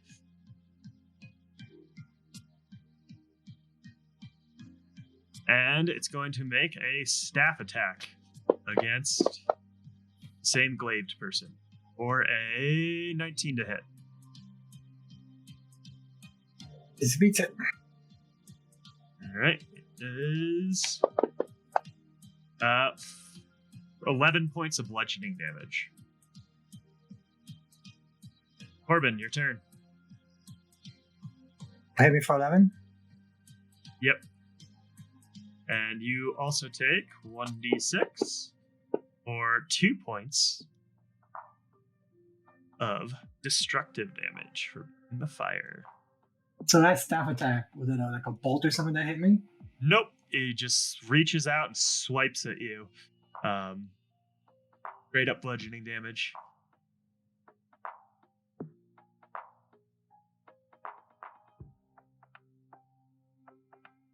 That's a very long staff. It's a very long staff, yeah. Oh, I was looking at the wrong person. Whatever. You can still come. He'll move over one and then hit you. He has 5 feet. If he does that, then I get to hit him with Polar Master. Okay. What does that do? I smack him with the polearm. When? As soon as he gets within 10 feet of me. Okay. Are you wielding a glaive, halberd, pike, quarterstaff? Other creatures provoke an opportunity attack when they enter your reach. Fair enough.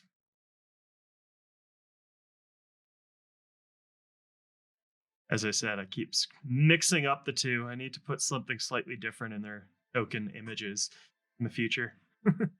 Make one a little purple, one a little red for the crystal. So I'm pretty sure a 10 does not hit it. Nope, 10 does not hit it. Disappointment. Oh. All right. That was my attack. That was just him getting close to me. Now it's my turn. Yep.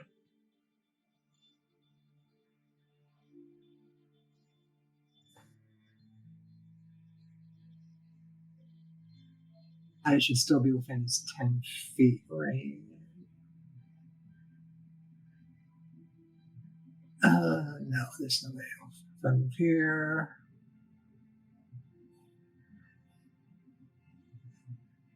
Can I do this? I can stay within both and not get opportunity attack. Can you do what? Move there. Like, I believe. How does it work with someone moving through a larger creature? I know there's some kind of. Let me look that up real quick.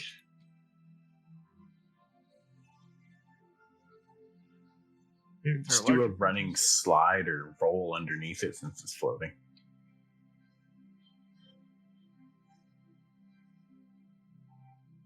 You can only move through an enemy space if it's at least 2 sizes larger than you. So no, you would not be able to move through them.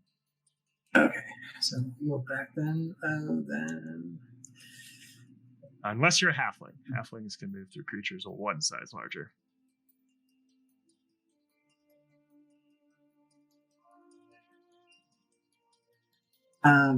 Then if I move out, I'm gonna get hit with an opportunity to attack again from this guy. So I'm just gonna hit it, who runs this guy. Okay.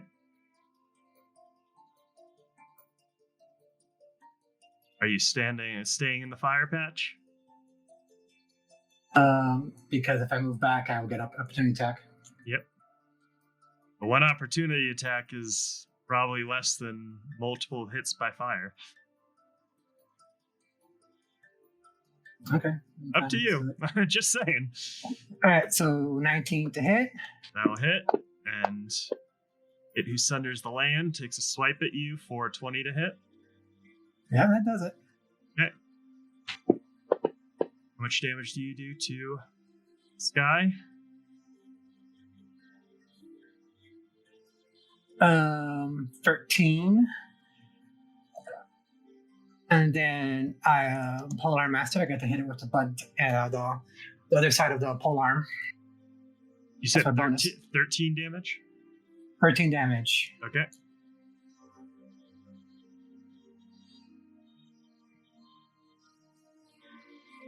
$16 to hit with a bonus attack. Which bonus effect is that? The polearm master. I hit it with the top part with my first attack, and I hit it with the bunt end. I don't see that in Polearm Master. Bonus actions. Polearm master bonus action attack. Ah, okay, cool. So, sorry, what do you hit it with? I hit it with 16. 16 hits. Roll your d4. For an 8. Alrighty. And you said he was immune to prone, right? Yeah, you wouldn't know that, but you might guess it considering he's hovering in the air. Typically, flying creatures couldn't still be prone, but He's not well, you're flying, right. I wouldn't he's know that. levitating. I wouldn't know that, so I'm gonna do it anyway. Yeah. Plus, levitating cannot be knocked prone. So yeah, I'll spend a maneuver to trap attack it. Okay.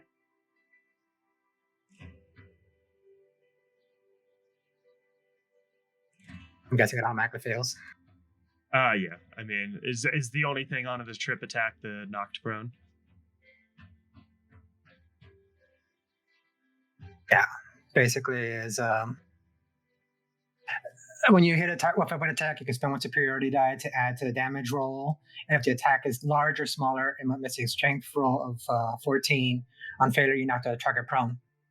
I would say roll the attack to see if you would knock them prone, because that would give you your character information, right? if you do hit. If you just blatantly outright miss trying to trip him, then All right, so with 25 to hit plus another D6. So like with your glaive, you like pull at its leg, trying to like knock it out of the sky, trip it prone, but the leg just kind of like floats out from underneath your glaive and then falls right back into place. It stays upright, and you would realize that no normal attack would be able to knock it prone. Cool. Right. And now we're on to it who rends the sky, who, upon being hit by you, is going to let out this tremendous screech. And it's going to start.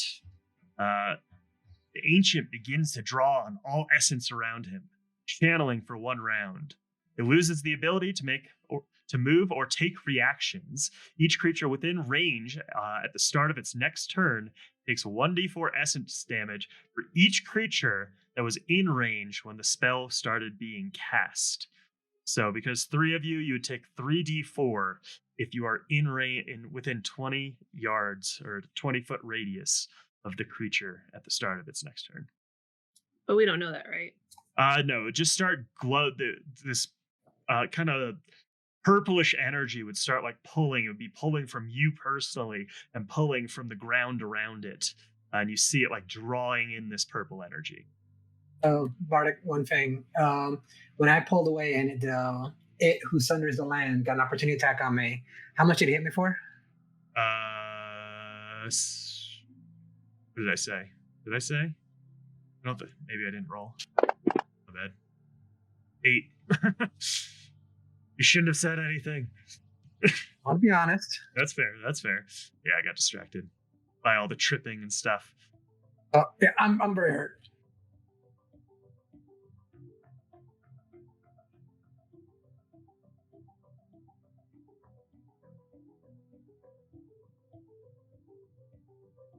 All right, Gaelic, your turn. And yeah, all around you, this purple energy is being pulled in. It's a 20-foot radius, so I can draw a pointer here. Oh, also, you don't have any spell slots, right? No.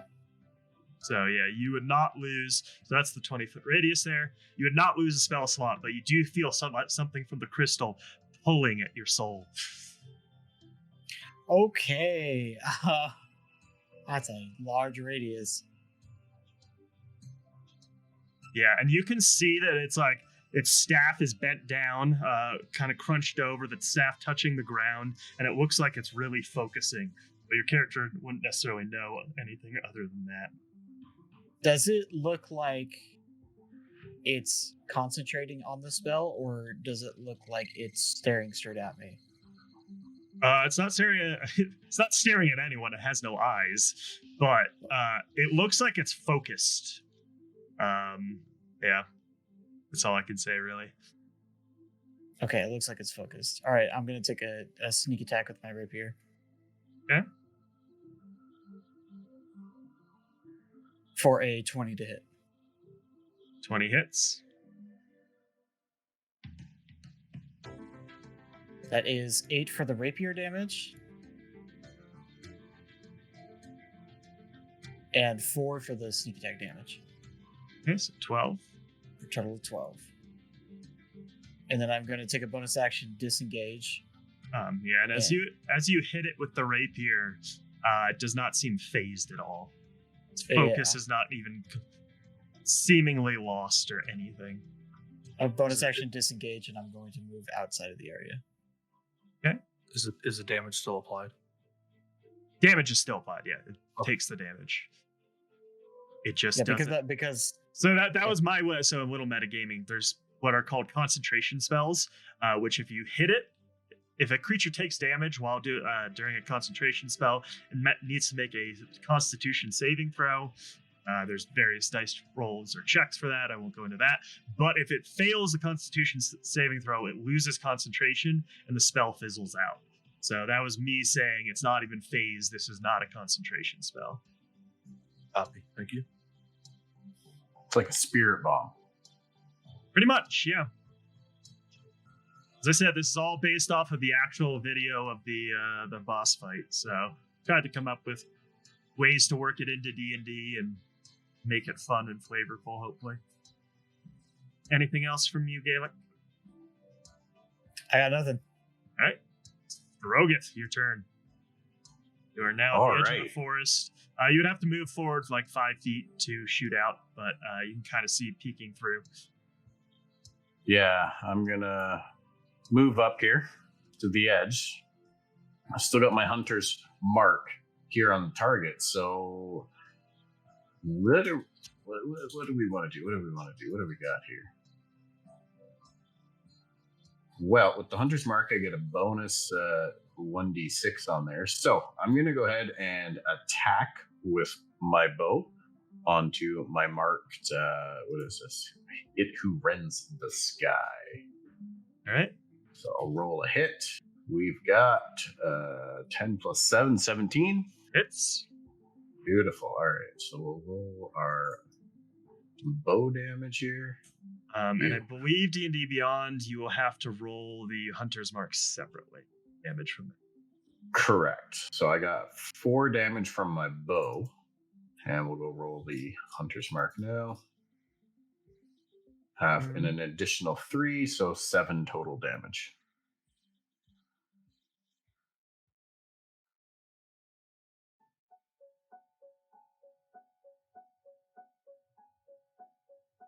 Now, and yeah, I just wanted to point out you do have sharpshooter. So in the future, if you want to use that, you have to declare it before you make the dice roll. Okay. And what is that? The sharpshooter allows you to take a -5 penalty. It'll ignore half and 3/4 cover. That probably won't be affected by these massive monsters, but it allows you to add 10 damage to the attacks, or 10 to the attack's damage for a -5 penalty to the attack. So when you roll the dice, you subtract -5, and then you get to add 10 damage to it if it hits. Okay, so effectively I gain 5 damage? No, you lose 5 attack. So your attack roll is your D20, right? And then your damage roll is the D8 or whatever it is. So I lose 5 on my chance to hit. You subtract 5 from your attack roll, so your chance to hit gets -5, but your damage roll gets +10, which is a pretty huge amount of damage. In the long run, it basically always works out better for you to use it. Yes, I should be doing that. Absolutely. You'll hit less, but when you hit, it'll be big. Can I attack again with a bonus action? I got a 2-weapon fighting, but that sounds like my melee, not my bow. That's only it's only for melee weapons if you're holding both and they're both light weapons. So for example, I can use daggers and rapiers are light weapons, short swords are light weapons, but you have to have them both out and drawn. The other thing is, we'll get into it if you want to switch from range to melee, but there's some complicated stuff when you're trying to because you have to drop a weapon to draw a new weapon and attack in the same turn. We'll get into that later. He's got all this fancy aura stuff going on about him. I'm going to stay back here in the trees. Thank you very much. So how much damage did you do with the Hunter's Mark? The Hunter's Mark was an additional 3. It was 7 total damage. Okay. Alrighty. Asana. I'm not even gonna say it anymore. He's just messing with you at this point. Totally. He's just trolling you. All right. So after because the last round Asana hit the thing in front of her, she's gonna do almost like a complete turnabout, and she's gonna look at Corbin. She'll be like, "Trust me," and then she's gonna whack him with her warhammer to heal him. Are you clutching this thing in 2 hands and just swinging away really hard? Mm-hmm. So, but I have to roll to attack. You have to hit him. Yep.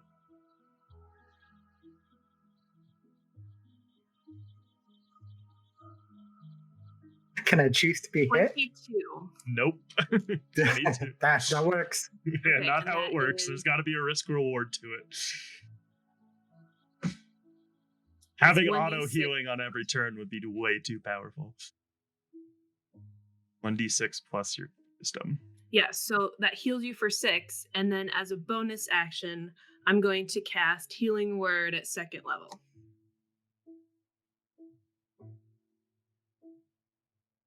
How hurt was Corbin? I was down to 14. Ah, that helps. Yeah, AoE suck. Not so much the AoE, it's more like the scepter attacks coming for that call crap. Yeah, the AoEs, well, the AoEs on the ground are supposed to be more annoying than they are like super damaging. That's the way For I was trying to 9. do it. Dang, thank you. And that's going to be my turn. I'm going to stay there because I don't know what it's doing. Alrighty. Lenore, your turn. What is my current distance to it who rends the sky? About 45. Ready? I am going to ask a quick question about scorching rays. It says you create 3 rays of fire and hurl them at targets within range. You can hurl them at one target or several. And I choose a target to take 2 and one to take 1. Yep. And split it up however you want. I am going to. I will say it may be better just to try and burn down one creature. Focus fire is often good.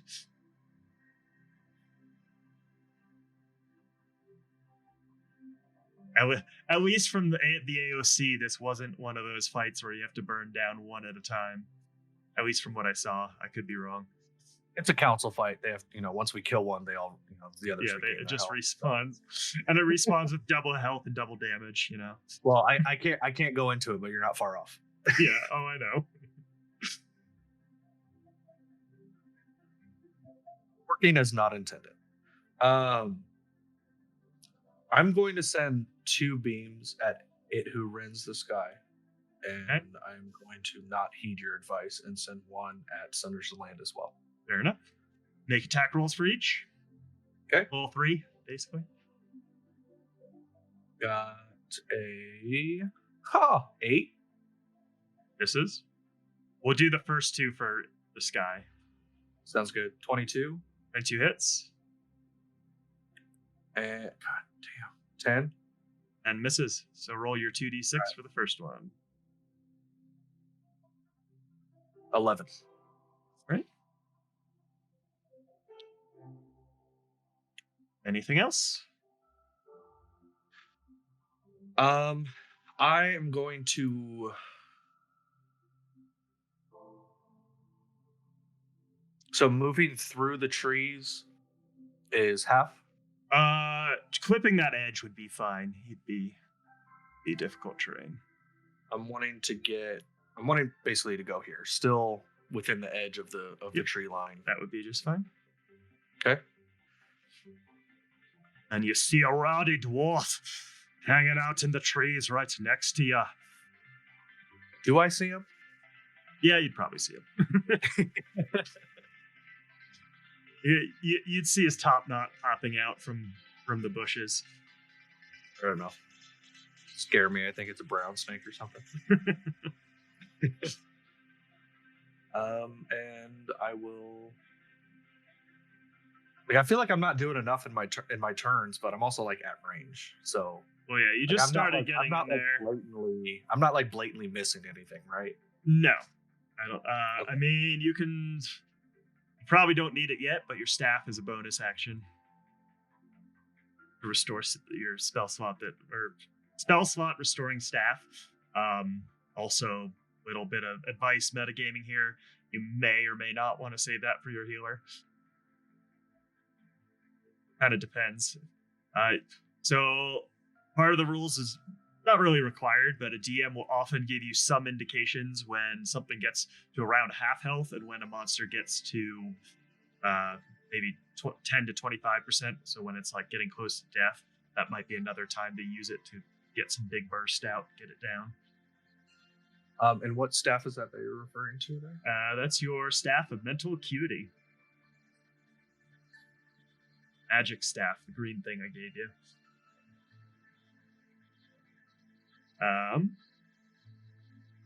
Within 30 feet. Okay. Yeah. You also have the circlet of the stars. So read up on that. We'll keep moving on.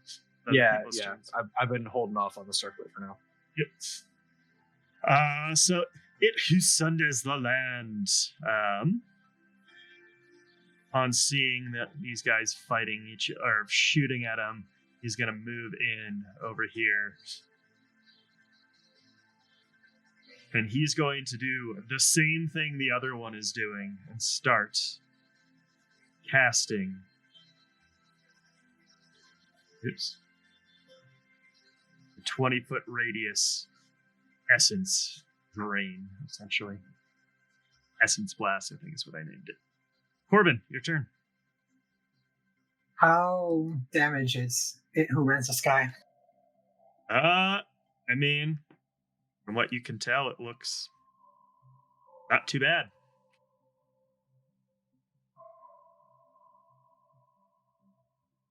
Not too bad, huh? Not too bad.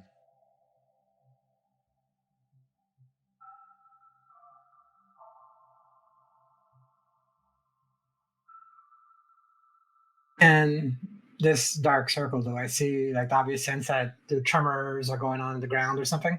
It's not tremors. It's just like tendrils of violet or purple light seem to be wisping out of the ground, arcing up and into him.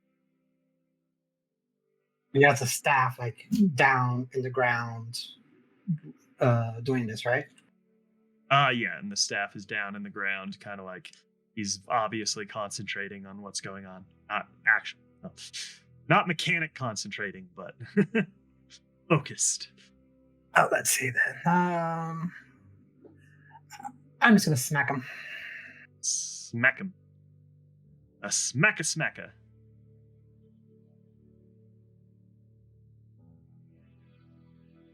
18 for the blade part of the glaive.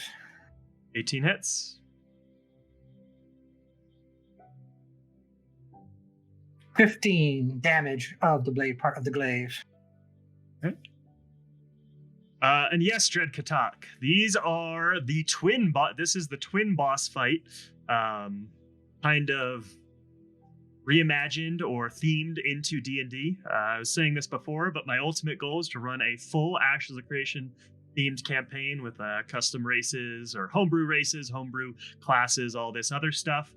So what I'm going to be doing is trying to run some one-shots every week or every other week where we just bring in whoever's interested in playing. Anyone is welcome to come join. If you're interested, definitely shoot me a message and let me know. Planning to try and do them on Thursday nights. So whenever I can get stuff done. But we'll be running little scenarios, anything from a boss fight like this to like building up a little bit of a node, working on some quests that help build up nodes, to maybe running a caravan, to maybe running some ship battles, that kind of stuff. Just getting assets and systems down for the full AOC campaign. Anyway, sorry for the interruption. Just want to make sure everyone's aware of how this is working. So my go ahead. immersion. Oh no, I told you it wasn't going to be like that. Hey, stop making fun of me. Did you mark down the 15 damage of the Yeah, I got the blade 15. part? I got the 15. How much was the attack on the butt? I haven't done that yet because I'm an action search. Okay. You can... Oh, you don't get a second bonus action, so... That's right, so I have to do the two main actions first and then I do Yep. the bonus. Yep.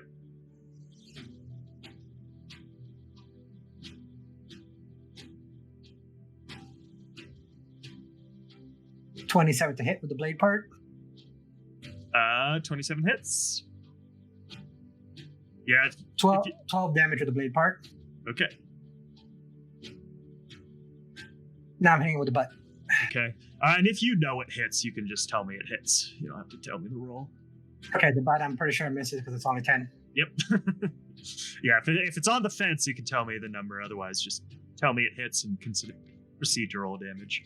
Okay, so I did all of that. Now I'm going to move out of the circle. Alrighty. And you notice it does not take a swipe at you with its staff as you move out. That bastard. Okay. All right, it who rends the sky. The purple tendrils stop absorbing into him, and the blast lets out through the bottom of his staff, coursing through the ground. And you take 8 points of necrotic damage. Why'd you roll 3? There's only one of me in the circle. Because there's 3 at the beginning. Oh, that's how it works. Yeah, okay. so it's how many people were in the circle at the beginning.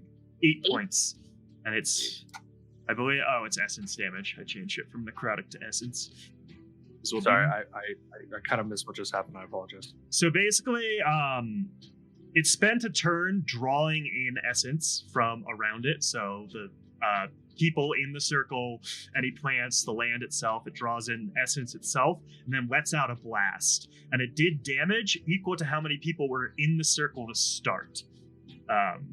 So because there are 3 people in the circle, it's 3d4s that you would take.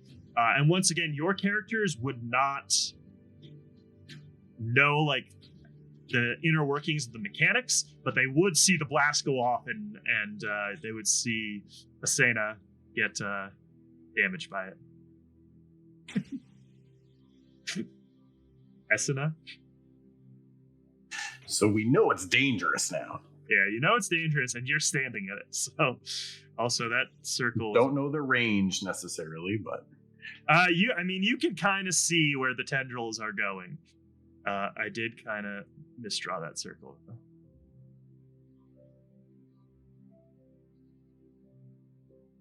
Needs to be a little bit larger. There we go.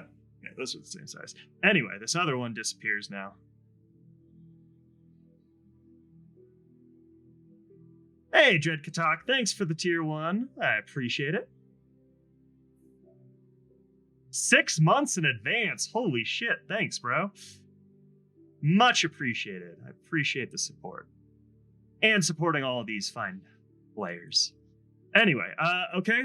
So that's the start of its turn. Now it is going to drop another crystal. Wait, no. It who runs the sky is not crystal. It's going to drop another fire. God, I need to do something to make that easier for myself. Going to drop it probably right there.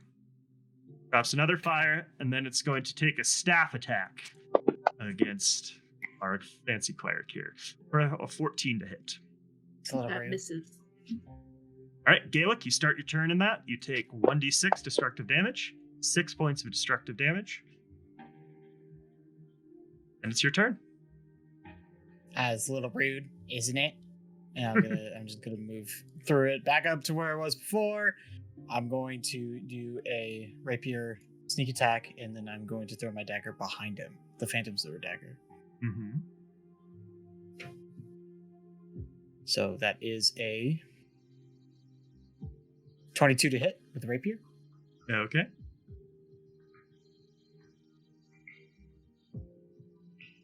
That is 13 damage with the rapier, and then another 10 damage, so 23 damage in total. So yeah, as you hit him with this rapier, you notice he starts to sag a little. He's looking a little more damaged, a little more hurt. Oh, does a big old ancient have emotions? Is it getting hurt? You don't know what an ancient is. I don't. Big old weird demon-looking thing. Is your dad now screaming yes, yes, yes instead of no? No. Currently, my dad is screaming at me because the dog pissed on the floor. Yeah. I see. Proper priorities. All right. So the dagger's just right behind him. Okay. Anything else for your turn? Nope. All right. And I keep getting distracted. Why don't we take our second break of the night here? So we're going to take a little 5 to 10 minute break so everyone can grab a drink, take a piss, grab a snack. We will be back in 5 to 10 minutes, and we will be starting with Strogan. See you soon. Love you.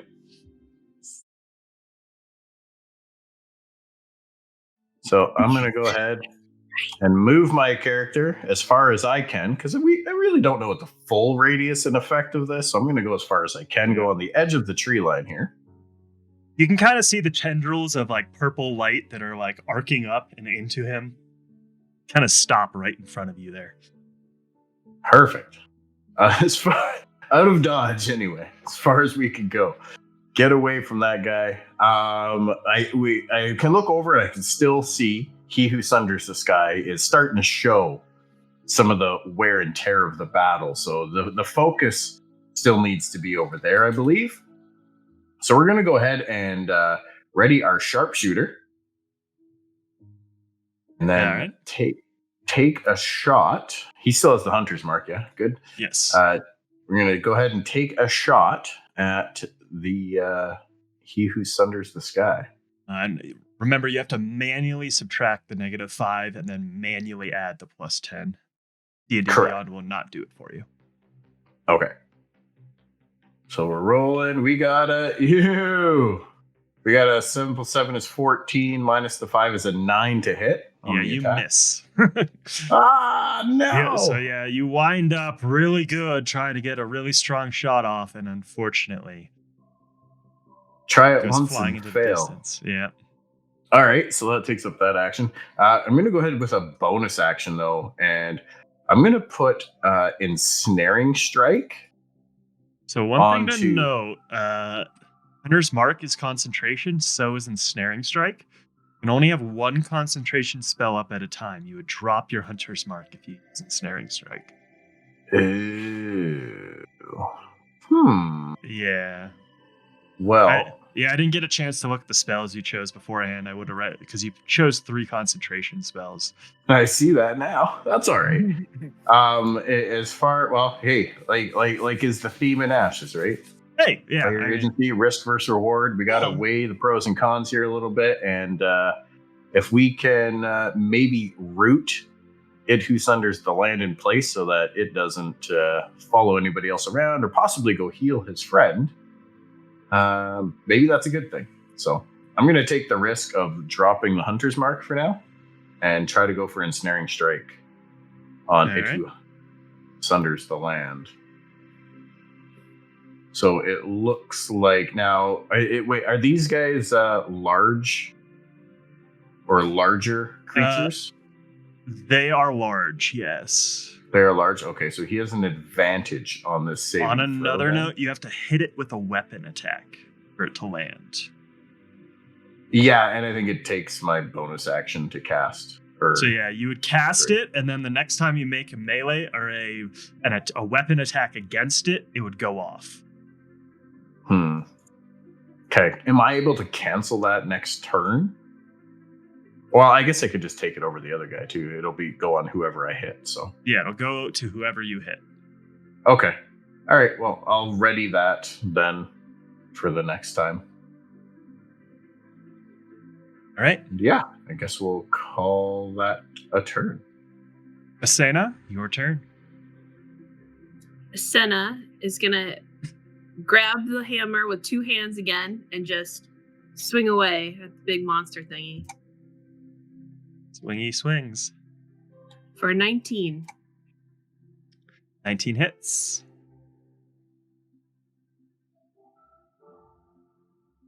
$10 damage. All right. That's my turn. Baynor, your turn. How does piercing work? As far as, does it hit to the full range of What do the you attack? mean by piercing? I had it here. Sorry, 1 sec. I'm not sure. It does piercing damage. Oh, that's just a type of damage. It's like cold damage or fire damage or any type of damage. Nothing So- special with it then? Okay. No, it just, I mean, some creatures might be resistant, like skeletons are generally resistant to piercing because trying to pierce through their bones doesn't work so well. Okay. I am going to move here. I believe that's 30. You would not be able to move through the creature. Okay. Then So you'd either have to go around it or head north. Yeah, I'm gonna move out of it to here. Okay, it's 25. You have 5 more if you want to move. Just to clarify, am I clear there? Yes. Okay. You would see the tendrils of violet light that, as I said, are coming up out of the ground, arcing up, and then being absorbed into him.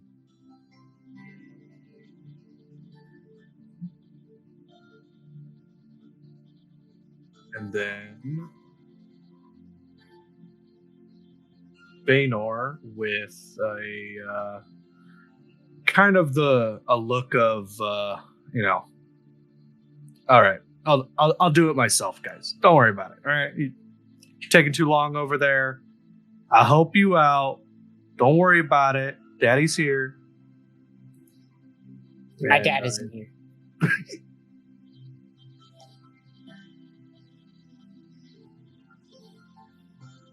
And I will go for my ice knife attack onto it who rends the sky. Alrighty.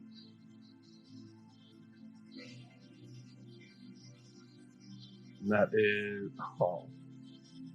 Don't worry about it. Okay. Moving on to it who centers the land. So once again, these purple tendrils come up. They absorb into his skin. And then from the bottom of his staff, this purple blast in a 20-foot radius. Unfortunately for him, no one is in the circle.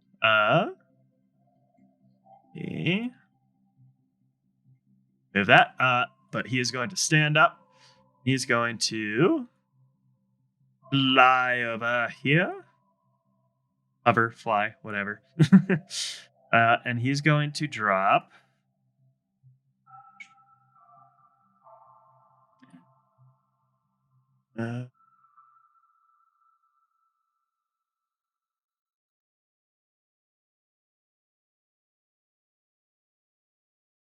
he's going to drop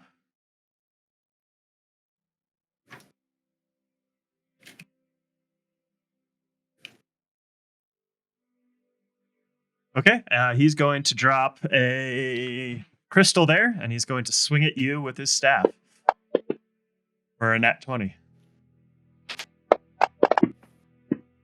For 12 points of damage to you. Bludgeoning damage with his staff. Corbin, your turn. That was to me. Yes. I'm gonna rush up to re-engage with this guy.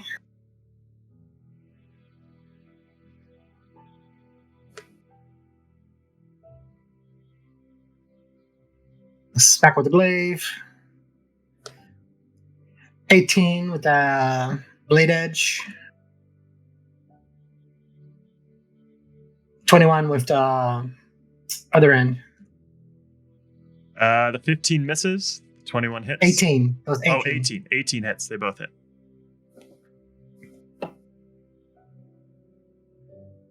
So 13 with the blade. And 8 for the hilt end. The So bottom. 21 total. 21 total. All right. It's starting to look pretty bloody at this point. Anything else? Oh, because I only have action search once. Yep. All right. So it that rends the sky, you hear this screeching, and black tendrils start to pull out of you and swirl around you as suddenly the screech comes to a halt, and each creature within 60 feet are flown directly 60 feet towards it that rends the sky, and you fly past him an extra 60 feet. So you would go there, you would go there, you would probably go about there, 5, 10, 15, 20, 25, 30, 35, 40, 45, 50, 55, 60. You would go there, 5, 10, 15, 20, 25, 30, 35, 40, 45, 50, 55. Oh, and you're just barely on the cliff edge. All right. Hey, man. Hey. Gaelic, it's your turn. And your dagger is still kind within of attack range. What was that? I'm still within attack range. You're lucky you're not 5 feet over and tumbling down the cliff. Why didn't the devs make a telegraph for that ability? I think Gaelic is going to see what can he do. He's gonna move here just for now, using his movement speed, and he's gonna use his bonus action to do a dash. Just a reminder, your dagger still is in the middle of them, kind of. Yes, kind of in the middle of them, but I'm gonna continue to try to attack it who runs. But I'm gonna use my bonus to get back to where I was, Okay. and then I'm just gonna make a regular rapier attack. All right. All right, 16 to hit. 16 hits. Beats it, beats it. Mm-hmm. And then 6 damage for the rapier. That's all I can do. All right, Strogoth.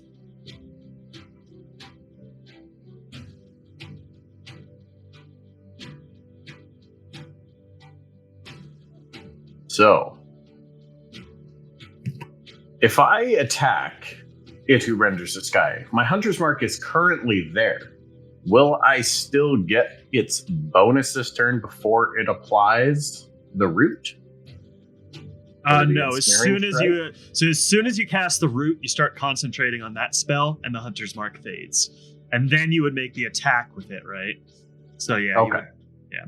So the hunter's mark is essentially gone now. Are you choosing to cast the root? I thought you chose not to last turn. I can't remember.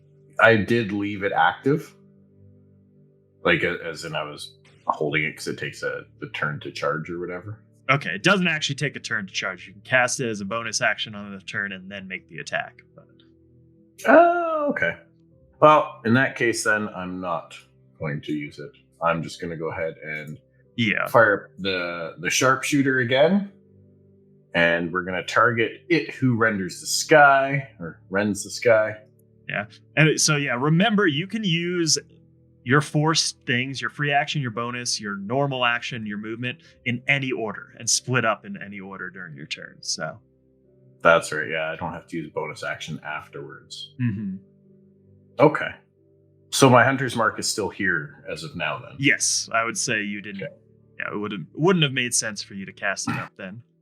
No, I concur. All right, so I'm going to leave the hunter's mark there. And we're going to go ahead and, attack him first. Okay. Are you using sharpshooter? Yes, I mentioned sharpshooter. All right, so hit is a 15 minus 5, so a 10 to hit. Yeah, you miss.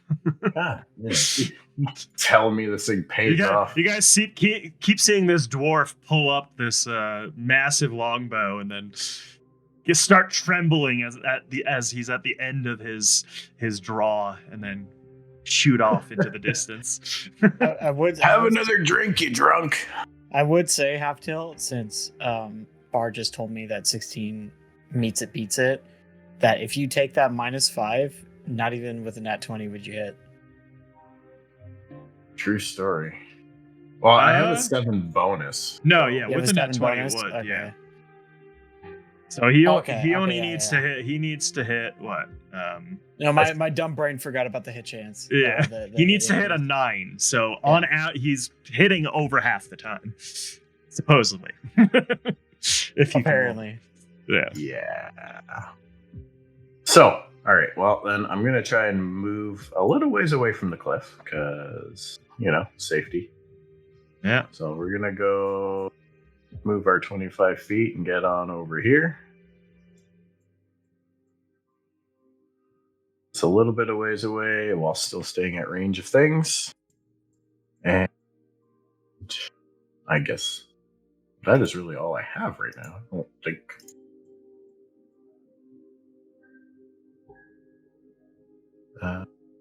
Yeah, we'll go with that. All right, Girly, your turn. All right, I want to move up. I don't have my shield, do I? You also lose a first level spell slot. Because I was in radius. You would have your shield. It moves with you.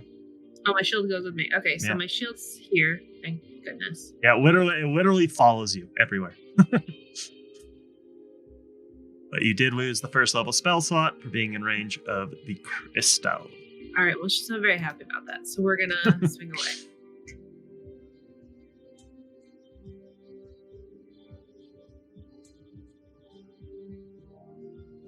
$13. 15 misses. Well, it's my turn. All right, Feanor.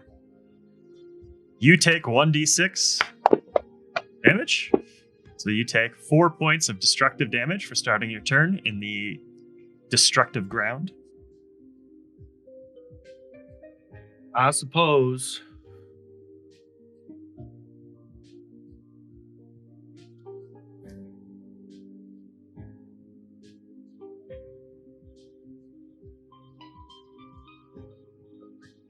Two.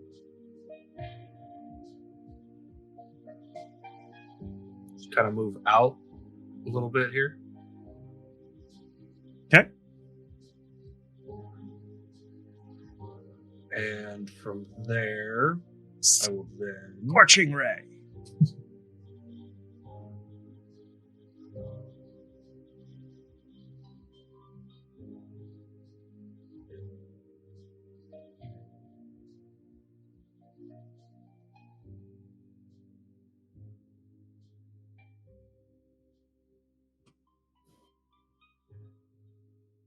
What you doing?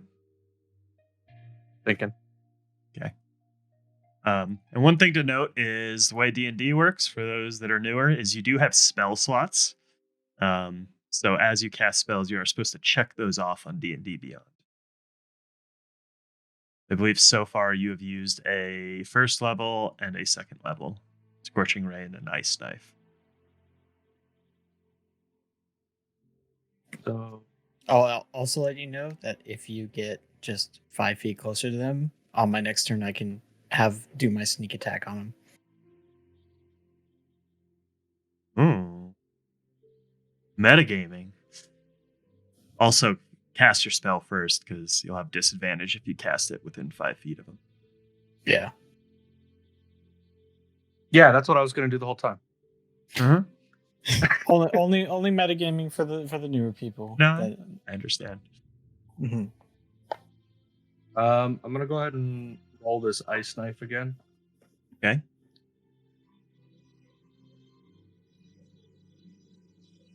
There we go. 24. Hits. And 6. Okay. Just want to point out you will hit Gaelic with this attack. Potentially. So when it says the target and each creature within 5 feet of it must succeed on a dexterity saving throw or take 2d6 cold damage, that implies allies as well. Oh no, I got this. Do it. Continue the cast. You're fine. What's your health at? Oh, my health is perfectly fine. I got high dex save. Okay. All right. Continuing. All right, so we all make dex saves. It fails. 22. Should I assume saves against your DC? Yep. Oh, do I need to roll something here? Sorry. So you rolled. How much did you get on the D10? 6. 6. Okay. And then you rolled 2d6 more. 2d6 more. For the explosion damage.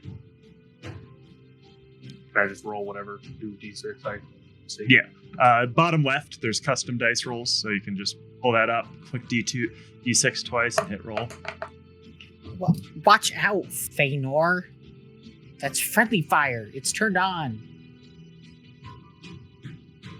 Go back to talking to your dad, weirdo. All right, how much was the 2d6? Yeah.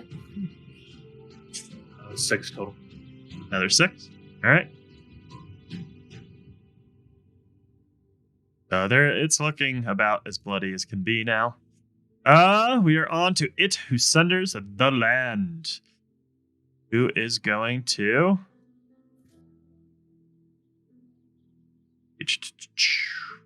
Oh, sorry. I needed to move in one more. Okay, move in.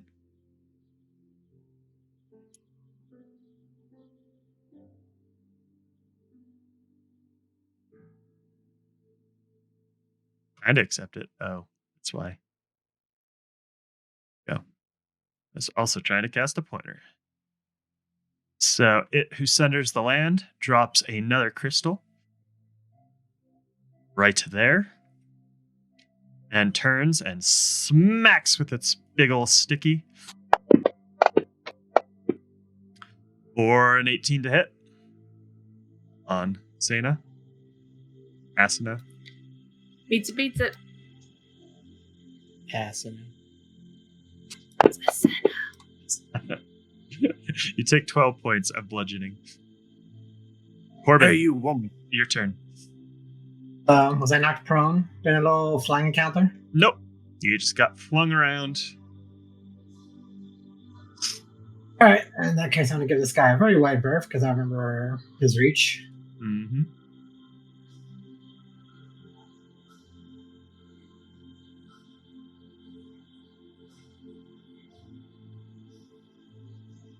And I'm going to use my action to dash.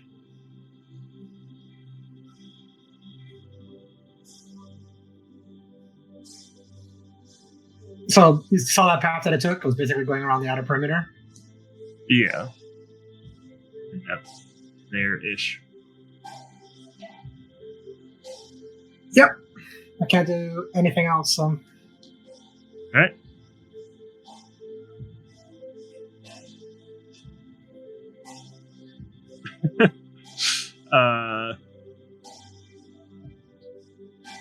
It is once again going to cast its pull ability on you.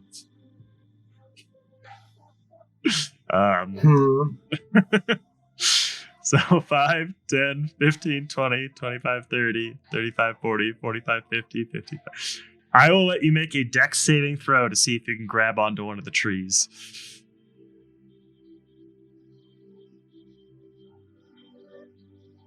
You end up there. You end up there. 10, 15, 20, 25, 30. You end up there. 30, 20.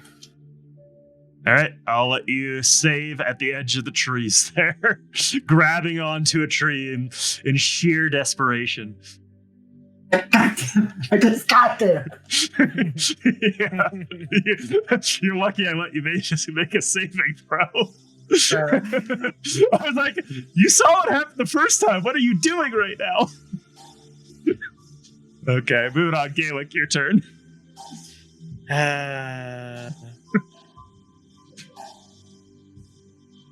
Same as the last time.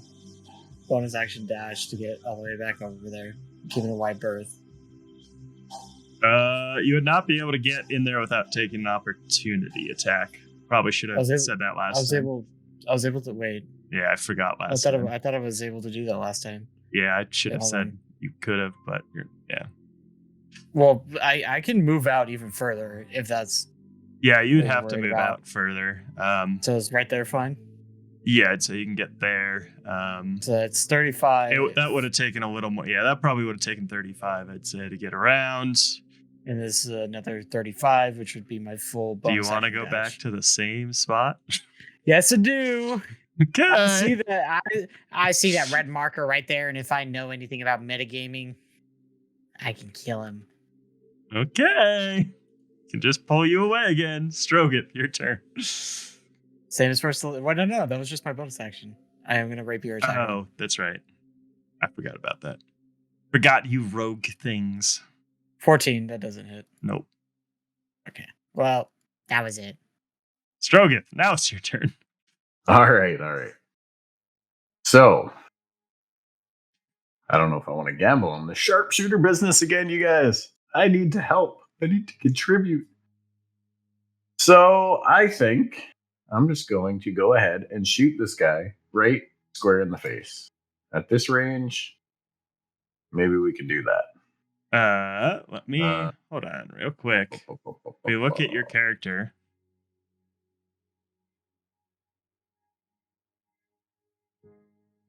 So what you can do is you can drop your Hunter's Mark and use your Zephyr Strike to give yourself advantage on the hit. And you deal, if you hit, you deal extra force damage. And if you then you have a advantage, which means you roll your d20 twice. Then using Sharpshooter, potentially you're looking at doing a shitload of damage, maybe taking him out. Just having that advantage give me an additional chance to hit? Yeah, advantage. So when you have advantage on an attack, it lets you roll the d20 for your attack roll twice and take the highest of the two. Advantage is great. It is. And that is why I took Zephyr Strike as a get at a dodge button, but we're kind of close to this guy anyway, so moving might not be a bad thing either. Zephyr Strike is pretty amazing with the 1d8 bonus and the advantage on the hit, especially when you pair it with Sharpshooter. All right, I'm going to go ahead and throw that in my spell slot here. We're going to go ahead and cast that Zephyr Strike. We'll declare a Sharpshooter, I guess, because you know what? We like to live risky. I really want to hit it. So let's throw our rolls out, I guess. Yeah. What do we get? Oh, we got an 11 plus 7. So minus 5, that would be 12. 13. 13 wouldn't hit. It wouldn't hit. So we'll try it one more time. See if we can't do a little bit better. No. All right. Guess we totally miss on that one yet again. You are terribly rolling. Man. All right, but I still get a bunch of movement now, don't I? You do. So let's see. How much movement do I have now from that? For Zephyr Strike. That gives me an additional 10, 30. Does it give you 30? Yeah, so I have 55 movement essentially right now. Okay. Let me see where we're gonna go here. Keep in mind you don't want to walk through the fire. Don't want to walk through fire. I could skirt the edge of it and get back to the tree line over here. So I think we'll do that. Okay. 30 feet. And then if I want to move a little bit more back to my original position, we'll go there. And we'll call that a turn. Great. I'm just a drunk dwarf who can't hit a shot with his arrow. It's great. Okay. Thanks for bringing me along in the group, guys. Have you hit yet this game? I think the first shot. When I wasn't using Sharpshooter, I hit every time. It was great. But right. Asena, your turn. You said it right. I know. I finally gave in. So, because I'm going to end up in a freaking crystal again. Wait a minute. Where did he go? Oh, he went so far.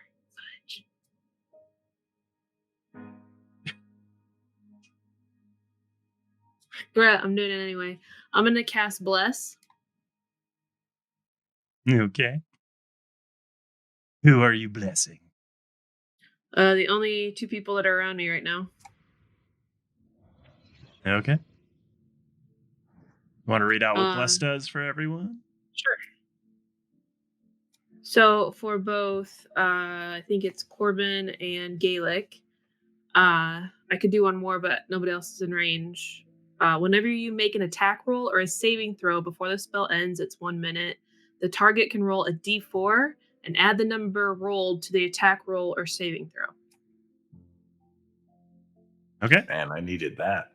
I know you moved. I was like, no. So I'm going to do that. I'm going to move, but like as I'm moving, I guess, I'm going to cast Healing Word at first level on myself. You would not be able to cast 2 spells unless one is a cantrip. But it's a bonus action. Yeah, so the way it works is you can't cast 2 spell slots in one turn. Ew. Yeah, because of the verbal and somatic and all that other stuff. Yeah, you can cast 1 spell and 1 cantrip, or you can make an attack and use a cantrip, or whatever, or an attack and a spell.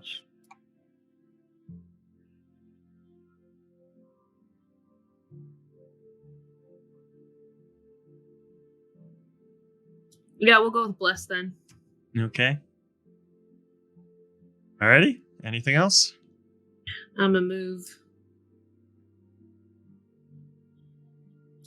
Okay, so if I go through the fire, I take the damage, right? Yes.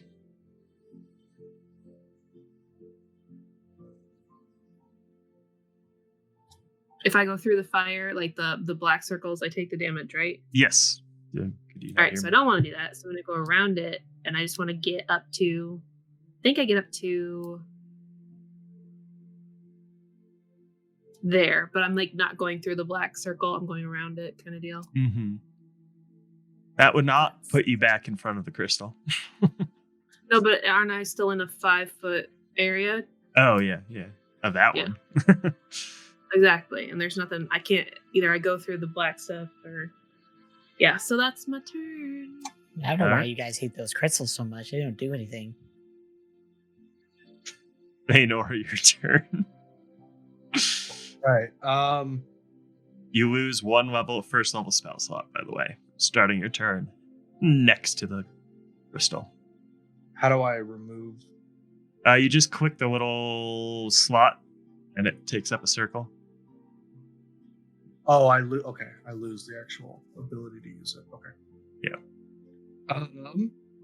Is line of sight a thing with like can I attack past a target, or do I have to like get out of? They get a small armor class bonus if you're attacking through allies or enemies. Okay. I am going to move. It's going to be up and around, so here and there. That didn't go over 30, right? Nope, I think that's right at 30. Okay. And then I'm going to hopefully end the life of it who rends the sky. With what? Sharpshooter. No. I'm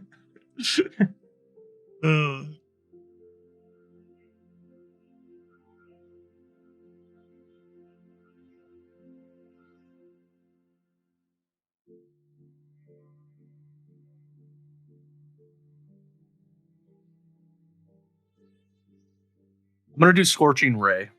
That's a good one. Go all out. Yeah. Burn phase. All right. First hit is 20, That hits. 23, Hits. and 17. Hits. Roll 66. 6 up to 10. 22 damage total. All right. How would you like to do this? That means how would you like to kill this monster? You can give a descriptor if you would like. How vulgar can I be? As vulgar as you want. Well, because I am a man of, or an elf rather, of high class and standing, I fully expected to be the one to kill this monster and any other monster that crosses our path. So I will just use my spell and kind of look to everybody else in the party within line of sight and kind of give a motion of that's how it's fucking done. All right. And the monster falls down dead. And one shots everybody.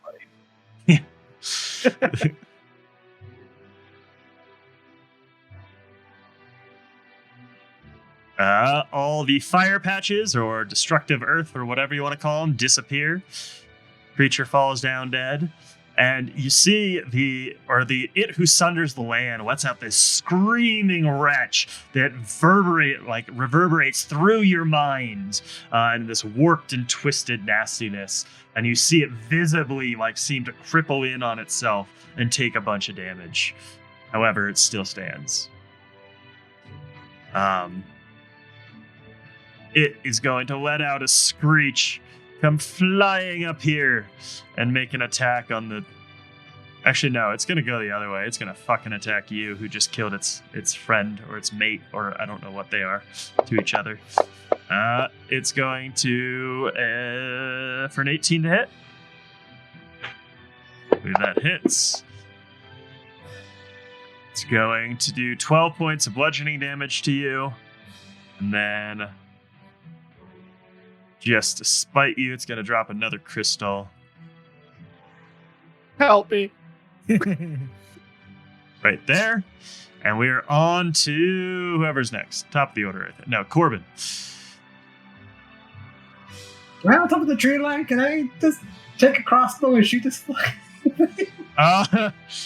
I will say you would, but he would have half cover because they're shooting through the treetops. Crap. And seeing how everybody's rolling with the range doesn't bode well.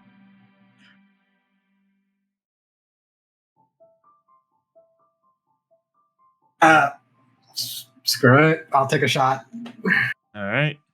You drop your halberd, clatters down the tree. You pull out your crossbow.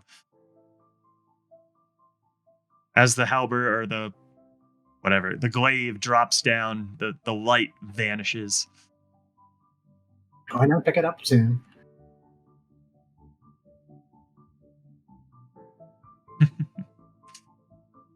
Okay, so it's a base 16, so if half cover doesn't hit.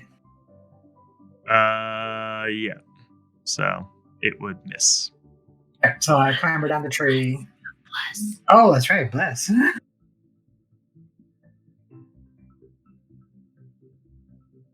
Can you get a 2, 3, or 4? Can you get anything but a 1?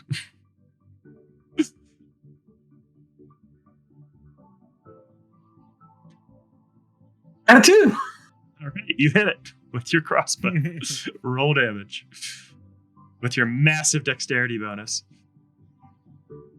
For 8 whole damage, folks. Yay. All right.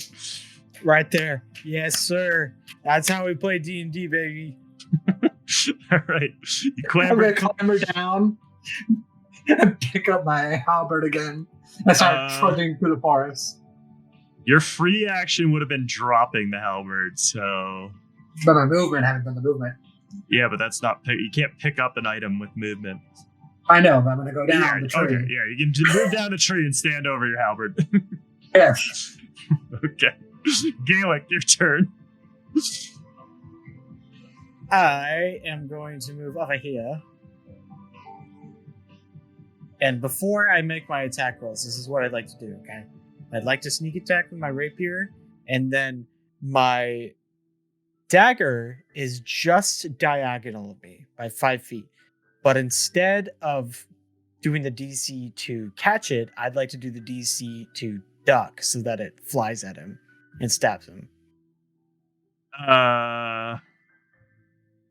So the DC is only to catch it. So I think you would have to take the damage to let it fly through you. Okay, fine. I didn't want to do anything cool anyways. I'm going to sneak attack with the rapier then. I mean, you could just hurt yourself to hurt him. It's a guaranteed attack on him, even if it doesn't get the damage roll. All right, I'll do it. Now you have Lord Sidious whispering to you. I just want to use it, man. I haven't had like the chance to use it. You have. You just haven't used it. That is a 20 to hit with my rapier. Yeah, that hits. Damage and sneak attack. Go, go, go.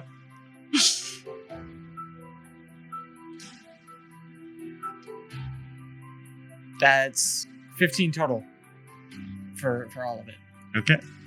And then I am going to just automatically fail the DC, let it hurt me, and it does the damage without the ability modifier.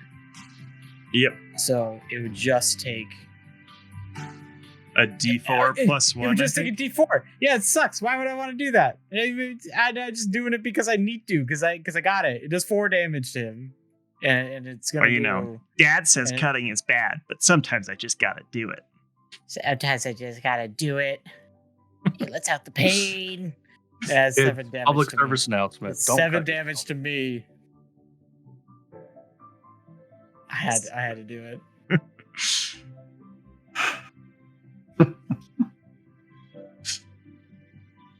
That's it. That's my turn. How That's all much I did got. how much did you do to hit? Actually, you know what? Can I do this? Yeah, because it doesn't cost a. Oh, I can't. Never mind. It's You fine. also kept It's fine. forgetting to use your like echoes of the whatever. I only had one more. It only allows you a number that's Yeah. your proficiency, so it kind of sucks. But I mean, could have done an extra D6. Sure. That's my turn. Okay. All right. Stroke it. Use Zephyr Strike and get him with your sharpshooter. Finally, use your last spell slot. I have faith. Well, first, I'm going to use my bonus action to continue my hunter's mark on this new target. Since You the already previous one died while it was still active. No, you lost your hunter's mark. Remember when you used Zephyr Strike? Oh, yes, it would have lost it. Darn it. Okay, fair enough. But now you can use another Zephyr Strike and really nail him with the sharpshooter. I mean, at this point, it's. I feel like I got to continue the meme or receive justice and get it done. I can't stop now. You also don't have to even do peer pressure. Just remember that. This is true. I mean, in the end, this is the boss. This DM does not have your best interests in mind. Remember that. it's about trying to kill us. But the alcohol is not helping you not give in to peer pressure. Sharpshooter. I'm not drunk, but I gotta try and redeem myself. We're gonna do it one more time. Dwarf is drunk though. All right, I cast Zephyr Strike. I've used up my last spell slot. All right. We're doing this. We're gonna give it one more go. Sharpshooter it is. Here we go. What? Oh, nat 20, baby. Oh, Nat 20, baby, plus my 7. That's a 27. I'm going to take that roll. Wait, so you rolled a nat 20, which means you double all the damage, which means you double your 10 damage. It's 20 off a sharpshooter. It's double the damage roll. So roll your dice should have rolled twice already, right? I haven't hit my damage roll yet. So yeah, hit your dice. So it'd be 20 plus your dice. It rolls it automatically as 2d8 plus 3. Yes. Okay. Yep. That would be the 7. crit. You get an extra d8 for the crit. So 7 plus 3 plus 3. So I got 13 on the crit. Plus Okay, so that's 20 33. from That's sharpshooter. 33, and then with Zephyr Strike, you get an extra d8, which is also rolled twice. Oh, that's a 5 on one and a 3 on the other. So that's 33. That's 41 total damage. So yeah, you like pull back to the full extent of your bow, release this thing. It goes flying and just absolutely crushes this thing. And he is looking so hurt, like right on the edge of death, but is still standing. We just annihilated that dude. There it is. There's that fat damage we were looking for. Yeah. It only takes Just took one. a second. Just took a second. It only takes one. How many seconds are in 3 hours?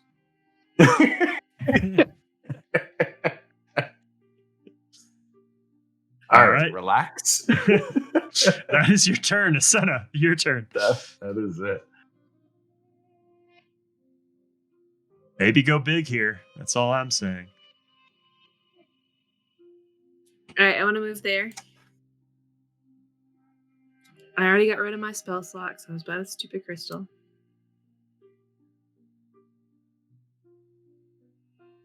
Go big. I don't really have anything to go big with. I mean, Beam's pretty big. Yeah, if I do that, what's his name loses his bless. I'll be walking. I mean, I'm kind of young. No, you used yours, but I don't think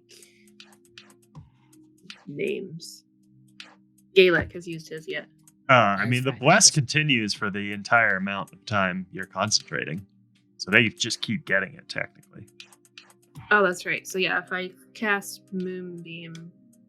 I mean, you just saw this arrow absolutely decimate this thing, and it's looking like it wants to die. Just saying. It's a con saving throw, though. Dun dun I think they'd dun. be good at that. It still takes half damage even on a fail.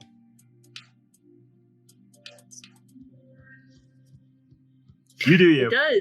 Okay, why not? Screw it. We'll just Surprised do you it. didn't use You don't Moonbeam a want long it. time ago. Moonbeam's amazing.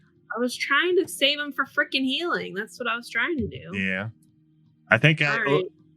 we'll talk about it later. But All right.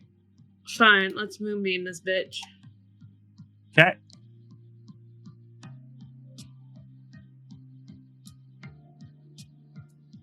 Con save. 14. Not till it starts its turn. Oh, okay. So so the moonbeam is cast. Yep. Centered right on it, I assume. Oh no, I'm out of beer. I've got water though. I'll hydrate later. Don't worry, I'll get another beer before we have our post-game discussion. And is anybody really, really hurt? Okay. I was gonna save this, but well, crap, we're gonna use it. Yeah. Okay, so I'm gonna use my last spell slot. And You we're can't gonna- use Moonbeam, remember? God damn it! Then we're not doing Moonbeam. We're gonna take Moonbeam back because somebody's really freaking hurt. I'm gonna do Healing Word at 2nd level. I've been a dick this whole time. Like, just let me die. Honestly, I no. He's No, only no, gonna no. go unconscious. He'll be No, no, no. fine. is this like Pokemon? We just faint. We never actually die. It'll come up. You kill him this turn anyway. I mean, she'll be like, "Oh, so you're so great, and you can just down things, but then you get down." But yeah, you heal for 8. Okay. Thank you, milady. And Feanor, it is now your turn. What are you gonna do?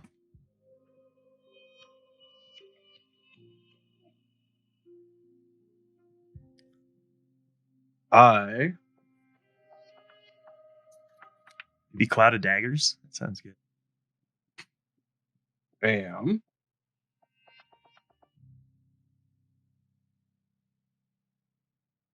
getting there. 1 second.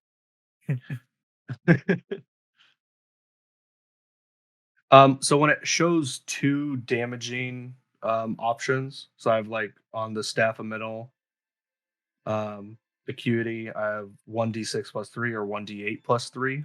What's the determining factor there? So it's versatile, which means if you wield it with one hand, it's a 1d6. If you take it with 2 hands, it's a 1d8. All right. I am already in range. So unless I'm missing something stupidly obvious here, I think I'm just going to grab that thing by its shaft with 2 hands. Very solid grip. I mean, I would personally just use Cloud of Daggers for guaranteed damage, but that's up to you. Can't miss with Cloud of Daggers. And I believe you have 1 second level spell slot left. Up to I you. do. No, I do. I thought I was out. You've used 2 Scorching Rays for 2nd level so far, and that's it. No, I'm going for it. I believe in the heart of the cards. Okay. All right. Swinging the staff. 2-handed or 1-handed? 2-handed, 21. Oh, you hit! Question is the 1d8 plus 4 going to be good enough to kill it? The 1d8 is 2 plus 3, 5. It's still standing, but barely. All right. All right. Thank you for the heal. It's going to turn to you and swipe at you with its staff for a nat 20. Wow, no way. So it hits you for 15 points of bludgeoning damage. Feanor, 15. Yeah. Feanor crumples down unconscious. Corbin, it's your turn. Of course, I didn't see that because I was down in the forest. No, you didn't see shit. You didn't see him raise this staff. This like weak little wizard raise his staff above his head and bring it down. Oh, and, then we see any of that. and then immediately this massive creature takes his staff and is just like, nah, fuck you, bro. I pick up my glaive and I start trudging slowly So through the yeah, forest. you can get to there with, I'd say that's 30 points of movement to there, right? Yeah, that's it. You can dash. Oh wait, I can dash. I thought it's an action to pick up the thing. Picking up your weapons is your free action. Okay, so yeah, I'll dash. If you could just move me 30 feet closer. And somewhere in Okay. there. I'm not going to worry too much about it. Yeah. Like your turn. It's literally on 2 health, so just fucking kill this thing. Yeah. No, dude. I kind of want to take the disengage and go jump off the cliff. No, I'm gonna do my sneak attack with the rapier. It should end it. All right. That's a 12 to hit. You I miss. will use my short sword with the sneak attack. You don't have to declare when you use the sneak attack. It's just if you hit, declare. As a 25. It's That gonna hits. kill it. I have a plus All right. 5. You kill it. How would you like to do this? I would like to climb up onto its back, up to its neck, and then slowly slice its throat open with my short sword. All right. It falls down dead. And then at this point, 5 level 10 adventurers come swarming over the hill and massacre you guys, taking the loot for themselves. There's loot. With There's- GM hacks? They've literally been crouching easy down armor. below, waiting for you to kill the boss to Bro, come you in and can't swipe do all your that. stuff. We fought it. It's our loot. We had over 75% of the damage done. They wouldn't get any loot. Just ask Steven, all right? No, but they waited for you to pick it up, then they killed you. Oh, well, I'm already dead, so joke's on Yeah. them. They get no sorcerer loot. You're unconscious, okay? Did They're gonna come anybody up and Did go anybody ahead. else get hurt during that fight? I got hurt at the very beginning with the AoE, and that was it. I didn't get touched. Yeah, but you also barely touched anything. What? Huh? Until you did. Fair is Until you fair, did. right? Until you did. Then you like annihilated it. I'm dying. I'm dying. So I'm gonna move to where, and I'm gonna motion everybody to come closer, and we're all gonna go towards the unconscious person, and I'm gonna cast Prayer of Healing. Woo! Oh wait, was that a meme? Are we not actually swarmed and killed? I mean, this is the end of the session, and I was actually gonna have that be the ending, but then I ran out of time to make you guys actually fight a bunch of level 10 characters that I created. Well, everybody heals for 12. Yay. So in case he does bring that encounter back, at least we're not dead. I am alive. We did To be it. killed by the level 10s. And you find a bunch of purple shards that seem to be glowing. From the crystal that we destroyed. Don't earlier, attack yes. them. But yeah, what I would like to do here, real quick, is as I said, part of this is getting feedback on the stuff. So a lot of my regular players know I like to do what's called Thorns and Roses.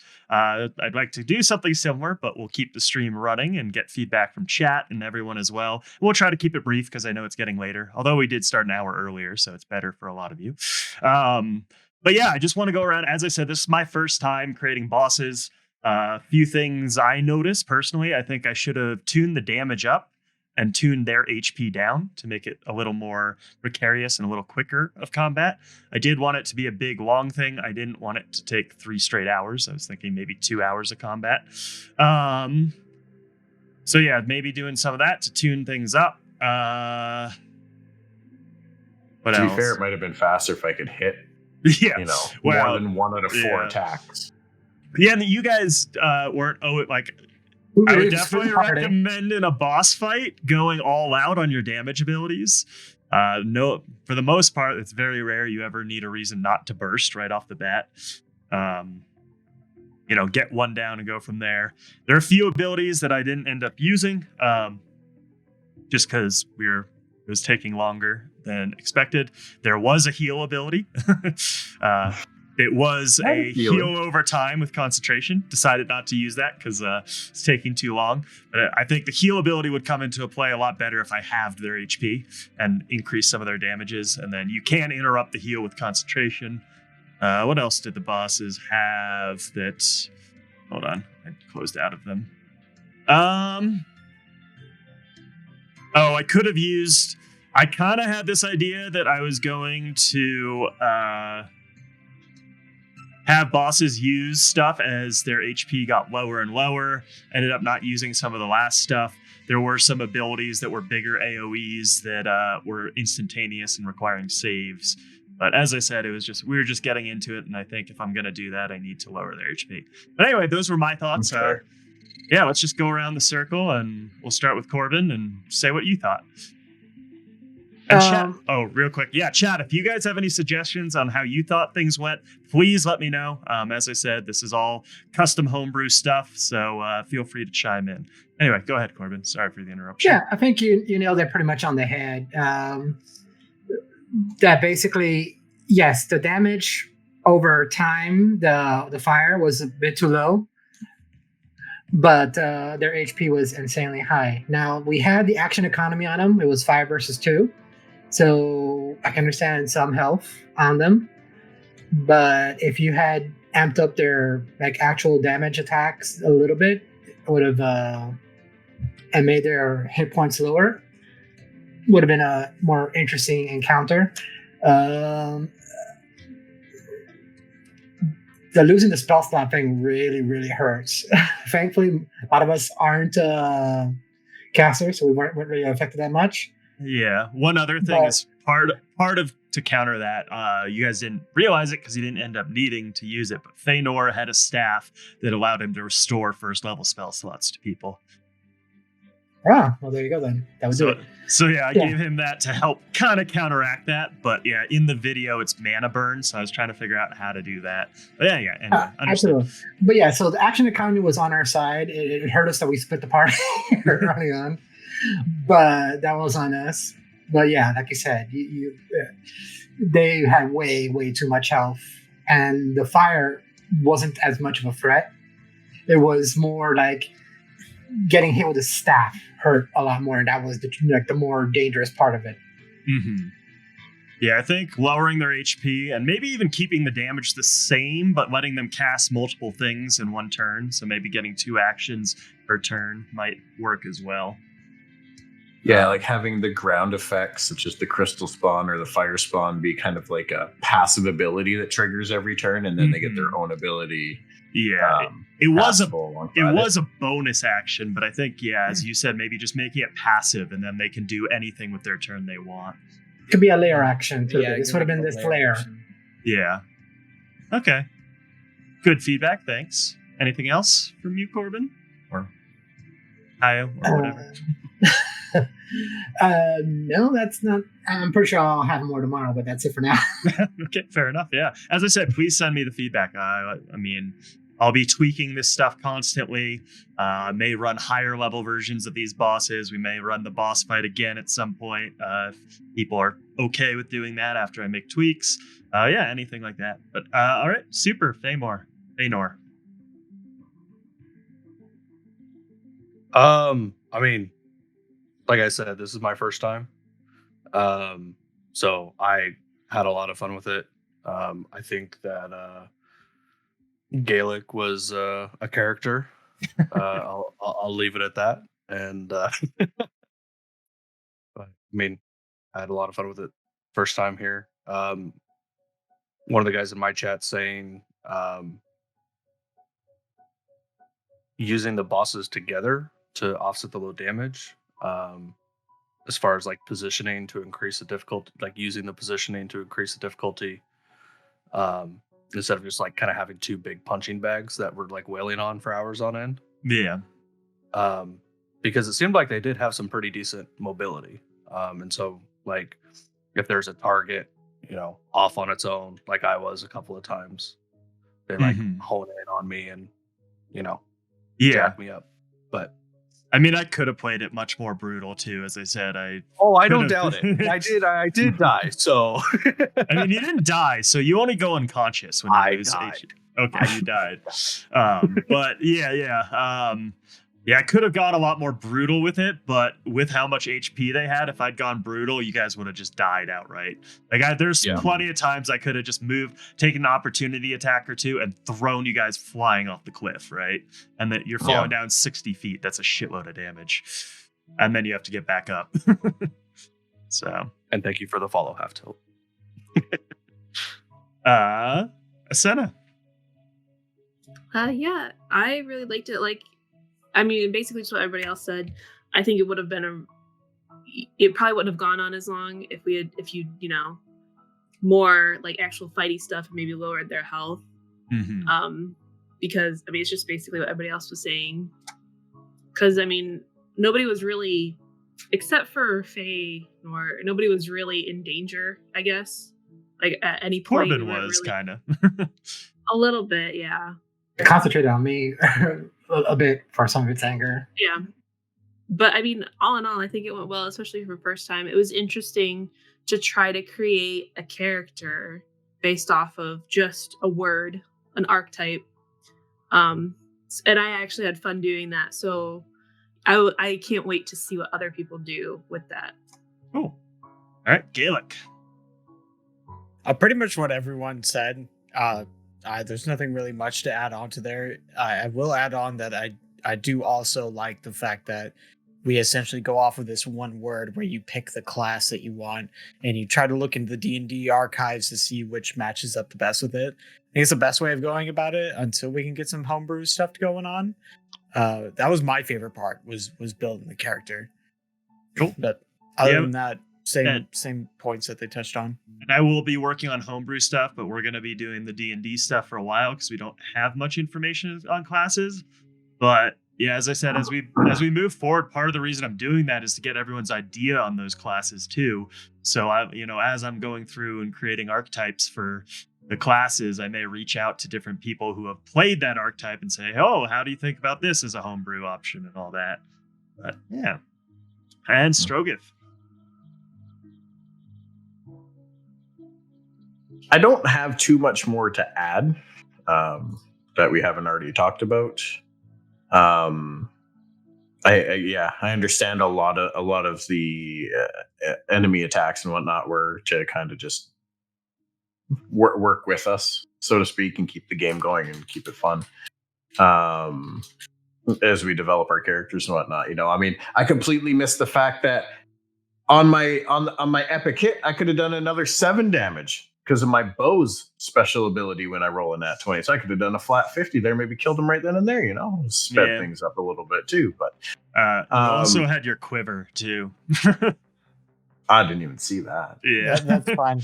You got the cringe ending. The really edgy wasn't a kill. big deal. But yeah, I wasn't gonna bring it up because like if you weren't familiar with the quiver to begin with, it would have just added in a bunch of extra stuff and extra time. That's fair, yeah. I was like, okay, if he's not familiar or not remembering it, I'm not going to worry about it, and it wasn't going to make or break the thing. But yeah, you also didn't hit enough times to make it matter. Wow. It's true. It's true. It's very true. So factoring all that in, and yeah, I think just adjusting the numbers to have the duration suited to where you want it is probably the best thing. And based on the party's experience level, you can introduce other skills and abilities as you choose. But I like the passive idea for the ground type effects, even if there's a maximum number of ground effects where a previous one despawns when a new one spawns or something for every 6 that are on the field or something, just so it's not too cluttered. Because eventually you're just gonna have the whole map covered with it in a few turns. But. Well, I mean, even if it's a passive effect, I kind of like the idea of the map getting more and more cluttered. If we're gonna lower the HP, right, then you're getting hectic at the end trying to figure out where to stand. Yeah. But we'll see. As I said, I'll play around with it, try a couple things. I kind of like the idea of the entire ground being cluttered so much that you're just like, oh fuck, we gotta kill him now.